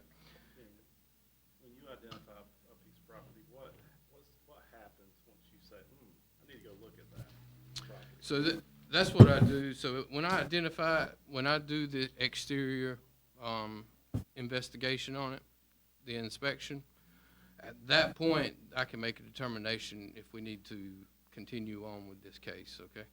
So, and like the roof, is the shingles intact? Does it even have shingles on it and things like that? So what I'm doing is setting the ground to build a case. Like I said, we just can't go up and say, I don't like the color of this door, so I want to do a minimum housing case on it. We have to. Give them notice that you're coming by? Initially, it's just patrol, just riding through, and when I see a property. Now, once I've recognized all these conditions that exist and I can build a case out of it, at that point, I do send, of course, the state and the town gives me the authority to enter a property in a reasonable time.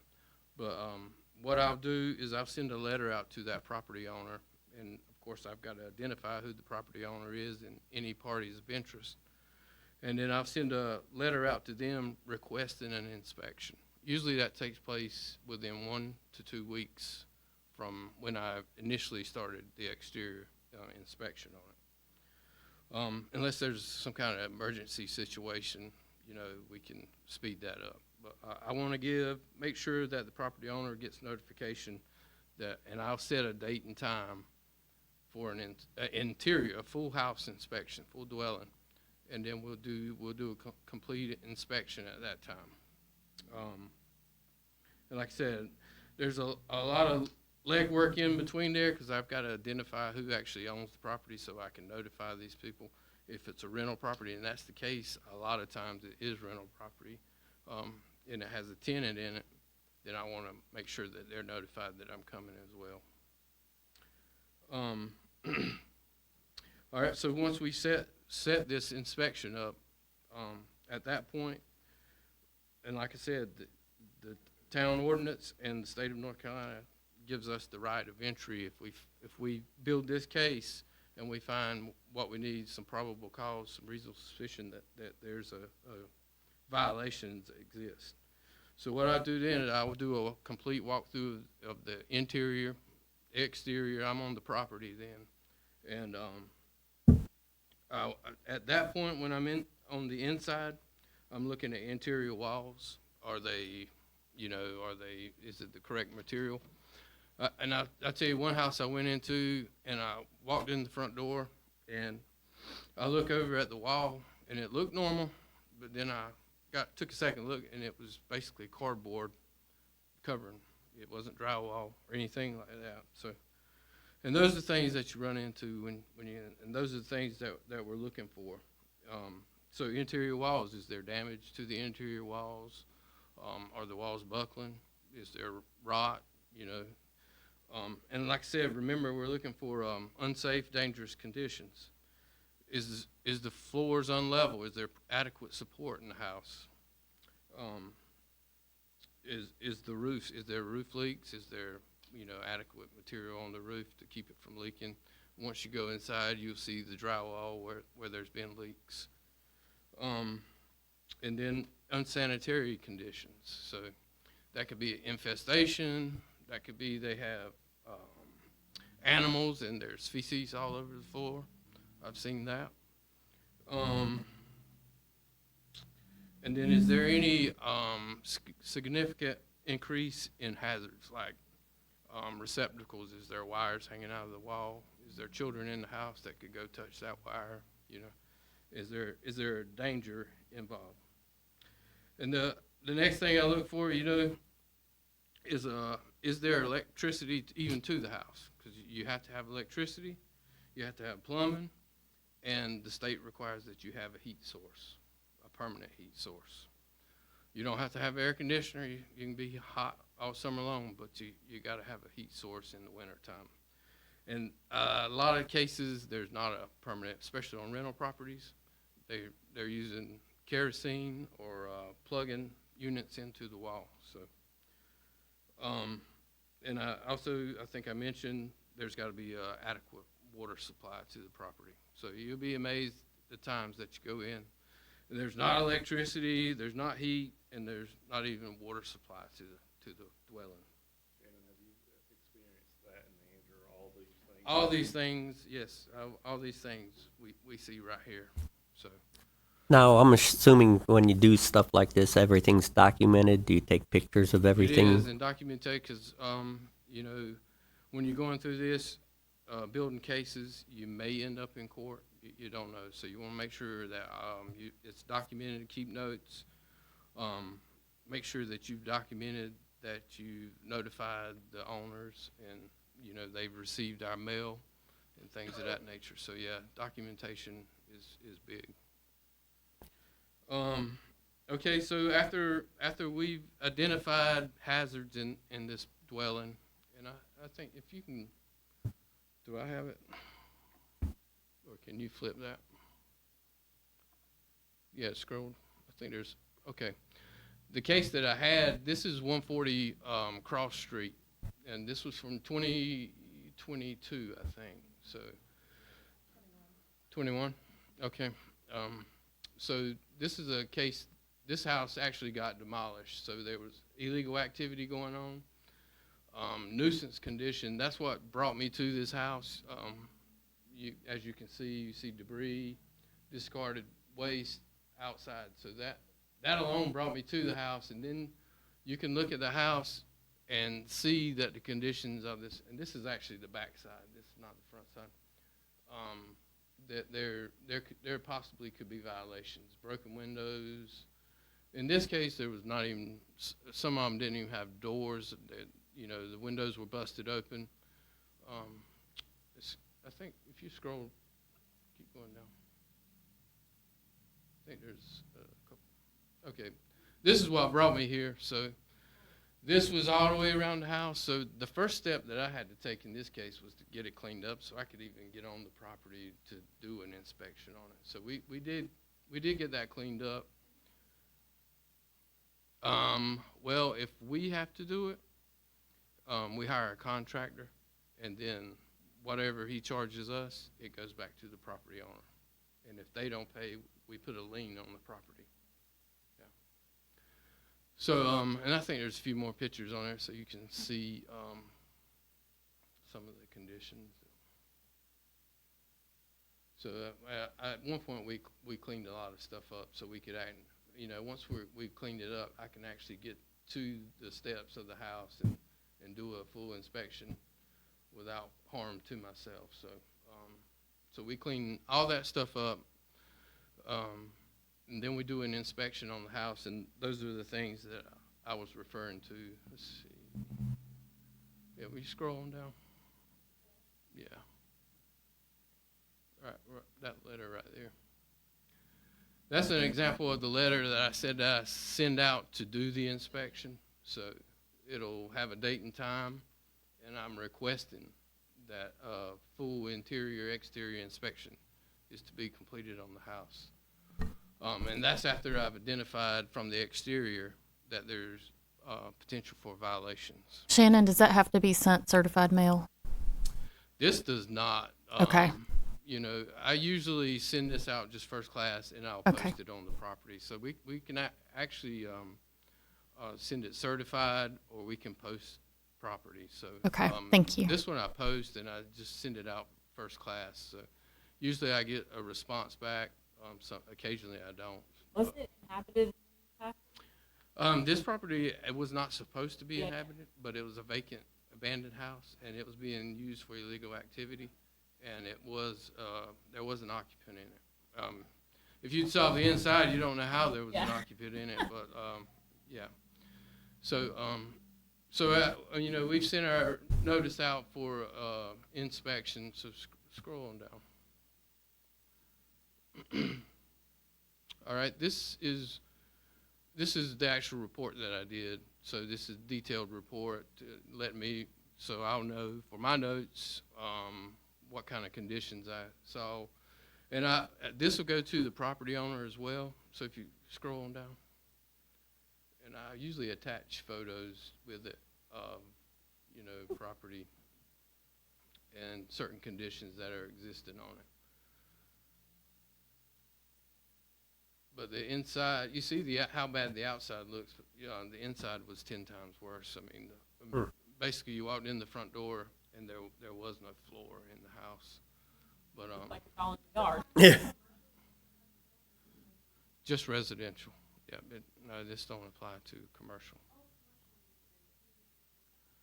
That would be a building inspector. So once we get the building inspections, you know, team together, we can, if there's an issue with commercial, we look at it through a code stance.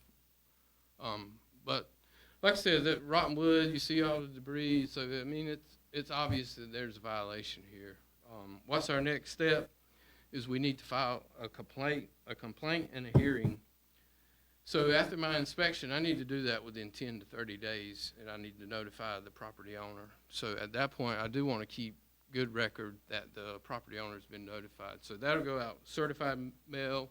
It'll go out posted on the property and first class mail. So if the certified mail gets returned back to me and the first class state doesn't, then that's considered served.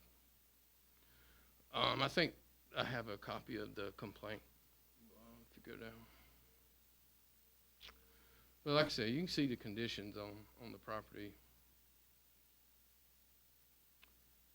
Yeah, so that's the actual complaint and notice of hearing. So when I've identified that this house is in violation of our minimum housing code and it's uninhabitable, we need to make a determination of that. So we set a complaint, a formal complaint, and a hearing. We set a hearing date for the property owners or any parties of interest that want to come express or provide documentation or answer our complaint. So I usually do that in-house. And you'd be amazed that a lot of time the property owners don't even show up for these hearings. But this one in particular, it sets the hearing date. It tells when I went and inspected the property, and I think a little further down it has a date that the hearing will be set. Yeah, and then I list, on this complaint, I list the violations that I observed. So you saw there, obviously there's no power, no water, inadequate support, and the list goes on and on. But we just need to meet certain criteria that the state sets and that we've adopted to continue the case. So at the hearing, what happens is, you know, they come in and it's basically a discussion of what the violations, we list the violations out to them and give them opportunity to answer for any violations, or, you know, they can say, hey, we didn't know that, we're going to make repairs to the property, whatever the case.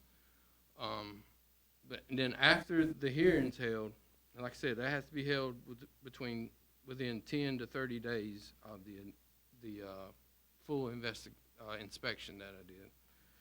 So after that, then I make a determination, you know, is this house uninhabitable? Is the dwelling, you know, where are we at with the dwelling? Is it need to be vacated and closed, or does it need to be vacated and demolished?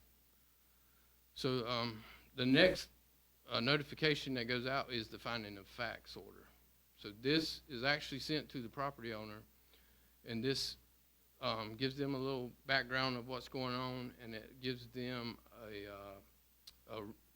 it notifies them on the decision that was made, what needs to happen with this house. In the rare occasion that, you know, it's not uninhabitable, then we can enforce that through civil penalties or things of that nature, or even, you know, through the courts. But on this particular case, it is, obviously, it was a case that needed to be demolished. So scroll down. I think at the, and we're always listing the violations and what we've noticed. And like I said, the whole time we're doing this, we're building a case. So at the bottom, we've notified in red where the red lettering is. So we always give everybody an opportunity to repair the property. We don't just immediately go out and say we're going to demolish your property. So you got an opportunity to repair it, or you can, on this particular case, it's a remove and demolish.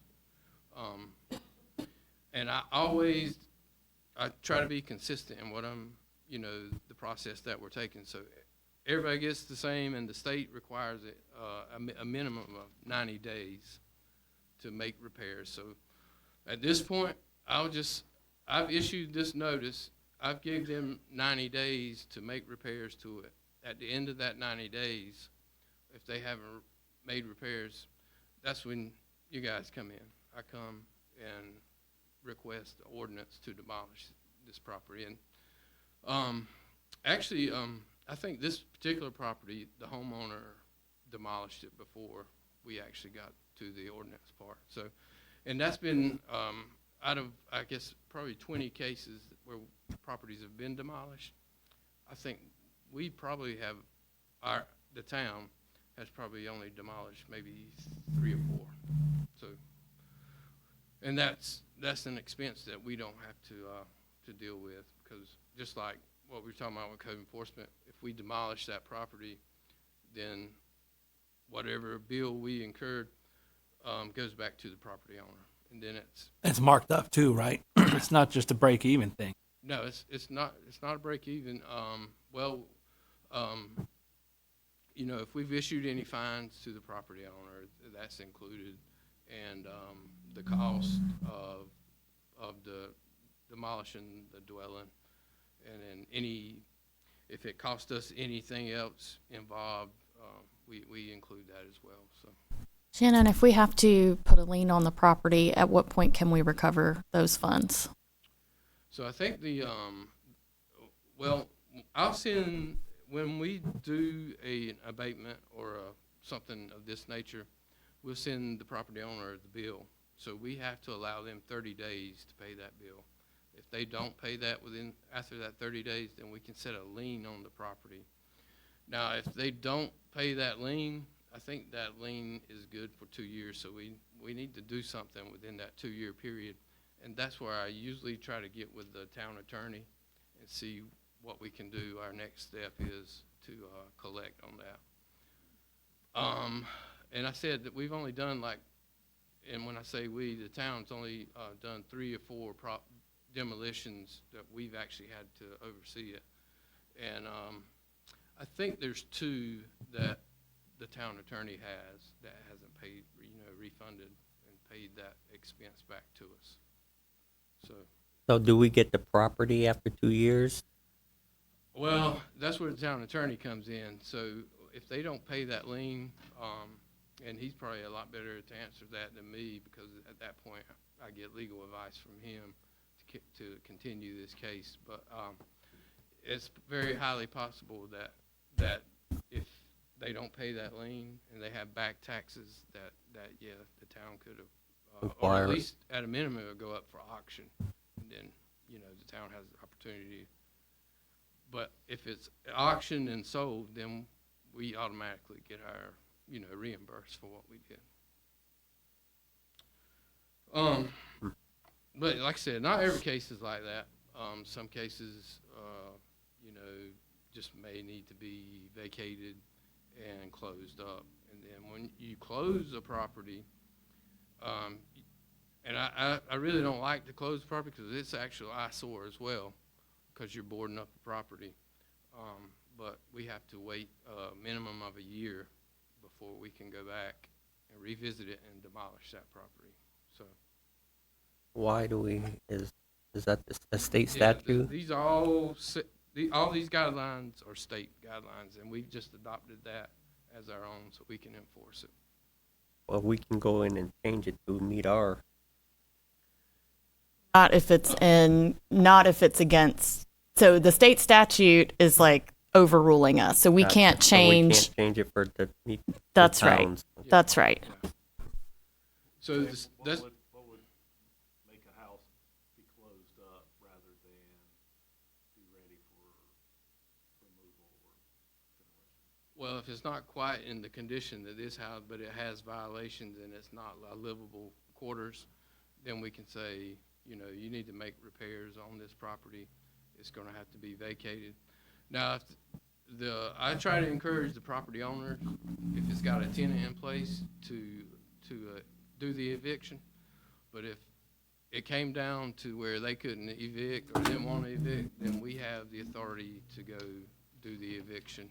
But we have to go through the same process that everybody else has to go through. So it's not like we can just go and say you need to get out of the property. We have to go through the same judicial process. Now, if a building is closed, and the people are, but the building can be repaired. Yeah. Now, do you give them like say 60, 90 days to start repairing it? So recently, when I first got here, there was a lot of dilapidated properties. So we cleaned. That was our main focus to start with, was getting these properties that we knew that we could demolish. So we pretty much accomplished that, and now we're into the point where the properties that we're inspecting now can be repaired, or they're going to either be closed. And like I said, I set a 90-day time frame to make repairs. Now, saying that, can I extend that time frame? Yeah, but I tell the property owners, if you're going to make repairs, you can't wait till the end of the 90 days and say, I was about to start making the repairs, because it just don't work like that. You got to show through the process that you're making repairs, and if you're halfway, 2/3 of the way through, and you say, hey, I need 30 more days, then of course we'll allow that. But you know, I on West Church Street, I had a property owner said that he was going to make the repairs. Well, it got to the end of the 90 days, and he hadn't done anything. And he said, well, it was a lot worse than I thought it was. So that particular property, we did seek an ordinance to demolish, and we did demolish that property. So it's a vacant. And I think if you're scrolling down, I think, yeah, keep on going. A little further. Oh, that's where we're at today. So the house is gone. Like I said, there was illegal activity going on there. And it was really a nuisance for the town. So that property's been demolished, and it's just a vacant lot now. So, and like I said, we focused on these type of properties when I first got here, and I've been here for 3 years now. And, you know, 20 demolitions later, we've at least made a small impact on what we're doing. So, You've done 20 demolitions. How many minimum housing investigations have you done? oh, well, it's more than that. I can't tell you off the top of my head, but, yeah. So, you know, it's probably, if we've done 20, it's, you know, we probably initiated 25 or 30 minimum housing cases. But that's basically the process that we go through, and you know, and this is why we go through the process. We want to make sure we're doing it legally, and like I said, you know, I hold the hearings and everything, but you guys make the final decision on what we're going to do with this property, and I just provide you with all the information. That's why documentation is important for me, so I can provide it to you. So we can make a good decision on it. And I've got, I think I've got 5 or 6 new cases this year already, and the majority of them are being repaired. So as you know, as we speak, they're in different stages of it. But unfortunately, I can't just do minimum housing full time because there's zoning and other nuisance properties. So I kind of spread my time out amongst all that, and then do the minimum housing that we can do. But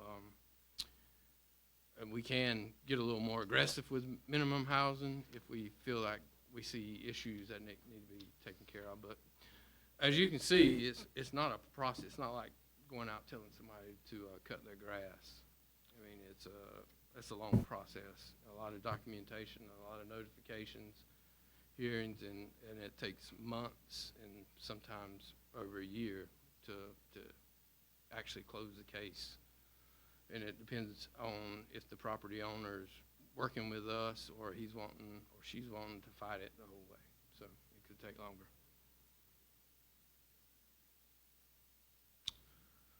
That's all. That's basically, you know, everything that I go through. So unless y'all have any questions. We ready for finance? Okay. Thank you. Appreciate it. All right. I'm sure. Best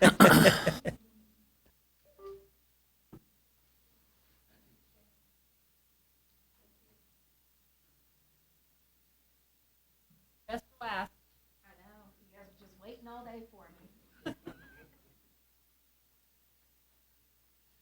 Hope you guys are having a good afternoon, not like we've been here all day together. I'm gonna try and keep this short and sweet. Let me know if you have any questions or need me to stop. So finance department, right now, we have one vacancy, and that's from a previous position that has been vacated, so we are currently filling that. We are not looking for any additional employees this year. What we do need is to update our existing equipment and to update our software. We've got a lot of issues where we don't have the ability to be as efficient as possible, and that means tracking all the money that we're owed, making sure we're following through with that. making sure when we pay our vendors that we're paying them in a timely manner. So right here, you'll see everything that we're looking for. This is to relate to our strategic priority of operating as an excellent public service organization. It's going to allow us to increase our efficiency, our ability to answer residential questions in a timely manner, track financial data, what's owed to us, what we owe, make sure we can give you guys as much information as soon as possible to make the best decisions you can without needing any additional information at a later date.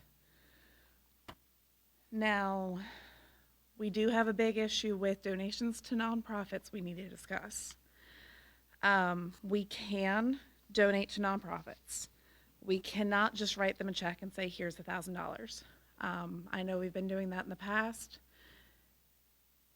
We can't do it anymore. General statute binds us where we can either create a partnership with these nonprofits, such as there's a women's shelter in the town that provides a benefit and we don't have to run it. We can give them money to run it on our behalf. Or if we had, like Bike Fest, using police resources, we can donate the police time and ability without having them pay us back. But we can't just donate and say, here's $5,000, $10,000. So if we wanted to offset it that way, or someone wanted to host an event, we could donate our fields at the parks and things like that. But it has to be a direct benefit to the town if we give them money, or we can donate stuff that we currently owe that is not cash flowing through, because it's not our money to give, it's the taxpayers. Now, a little bit of statistics about what the department has done this past month. And right now, I'm the finance person. I don't have anyone working underneath me in the finance department, so we're looking for that. We paid 202 invoices last month. Before that, it was 120, 100. So we're putting processes in place to be more efficient, get things paid on time, make our vendors happier and want to do work with us. Upgrading our software will greatly enhance that ability for us to be able to keep better track of that. And it's not anything our software can't do. It's just been never been utilized. So it's like $1,000 a year, which to me is very much worth it.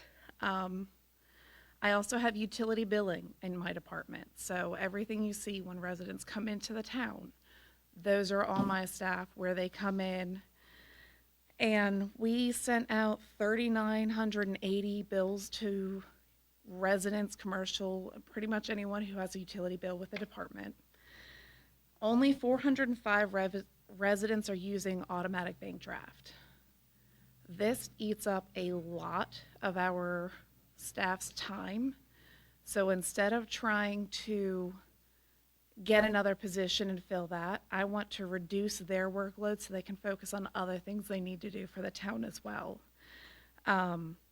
So they currently have about 178 people coming in, or mailing a payment per day. So this is, it's about 3,600 payments a month that they're processing between 2 full-time staff and a part-time. I have spoken with them. They don't feel that they need another full-time position. They just need that portion of their job to be reduced. So if we can push residents, and not push them, but encourage them to take advantage of this feature, or make it more readily accessible or available for them to sign up, that would make it so much easier on the load on the staff, as well as our people having to remember things. My bills are on auto draft because I can't remember. It's something I have to pay. Something else can kind of, my extra pair of shoes that are coming in the mail today may wait a week later. But so kind of things that we're looking at like that. And then they have been doing an amazing job with our past due accounts. For all of our active accounts in the town, We only have $5,200 past due. And to me, that is amazing that they've been able to do that. What you guys will see is we do have a lot of inactive accounts. That's a lot more. That's people who no longer live here, or they haven't paid their bill for so long that we shut off their water and sewer. Maybe it's a vacant property. I mean, there's so many different things. But our policy before recently was we did not need a social security number on file. Without that, we can't go through the collections process. We can't send it to the state and say, hey, this money needs to be paid back to our town. So we're working on getting a lot of policies and implementation in place, and some of that's already been done beforehand, and we're starting to see the benefit now. So again, like I said, the main thing we're looking for is just updating our equipment. We've been working on computers that are starting to lose their warranty through IT. If the computer goes down, we lose everything. So if it wasn't saved on the server, it's gone. And that could really hurt us in the long run. And then looking and investing in software upgrades to help us bring that money and keep it in the town rather than just disappearing into nowhere. The only other thing, and I did not put it on these slides, is tax commissions. So you'll hear a lot about our ad valorem, our property taxes, everything. We're increasing that. That's amazing. The commission that these counties charge us to collect the taxes on our behalf will increase with that as well. So we're anticipating maybe $20,000-25,000 for the year. I can't breathe. I'm sorry. But that's the only other big thing that we're really anticipating. Yes.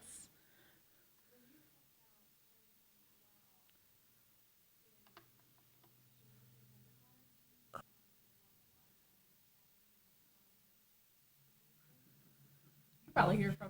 Oh, slow down with the efficiency. All right, baby steps on efficiency. Yeah. If the water gets shut off, it's a. Most people, when their water shut off, they call us to get it back on. I was going to say, I don't. Okay. I don't have an answer for that. I can work with Shannon and try and see if that's a process that's been put in place, and if not, if it is an inactive or vacant property.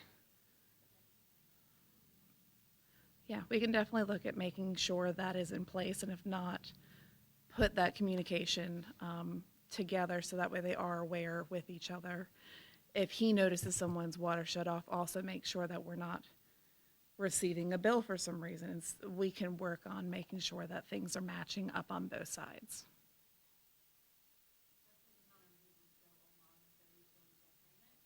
So, big fan.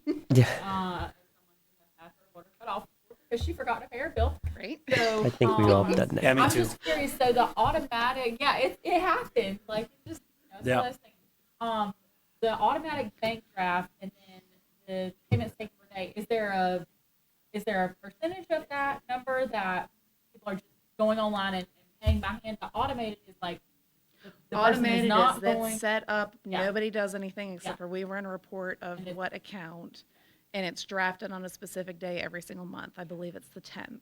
And the process to do that, they can do it online or in person, or is it in person?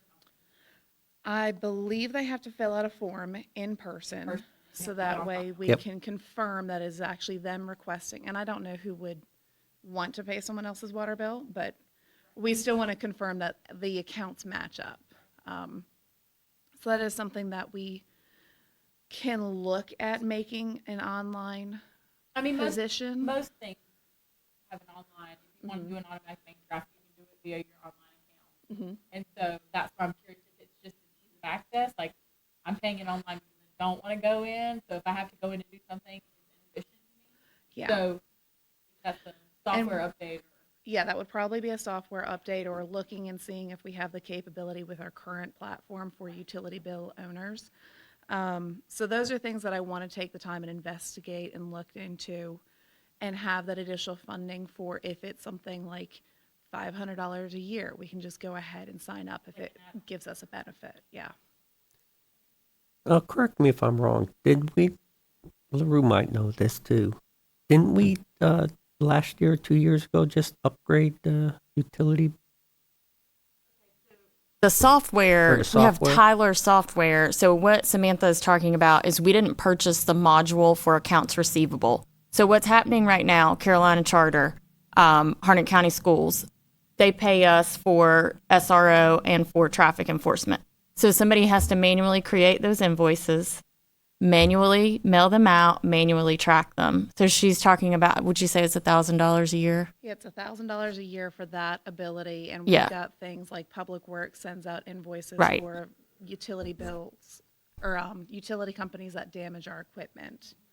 So Tyler Technology is our software that we upgraded to. There are additional add-ons and things that we can put in that package per year that will help make things more efficient and reduce weight on the staff. So we're not looking to change it right now. We're just looking upgrading to it. make sure we have all of the modules that we module. need. 'Cause I'm familiar with that because I'm, with the being a vendor for Yeah. them, that I'm all set up on that. So Yeah, and if So- there's something with accounts receivable where if we send an invoice, they can pay us online instead of have to mail in a check or call in. We're trying to research opportunities for everyone to benefit. I don't understand why we didn't add that on I thought that was part of the package when we I was agreed to very that. shocked when I came in and found out that was not part of the package. If I could have swore that they, yeah. Mhm. Interesting.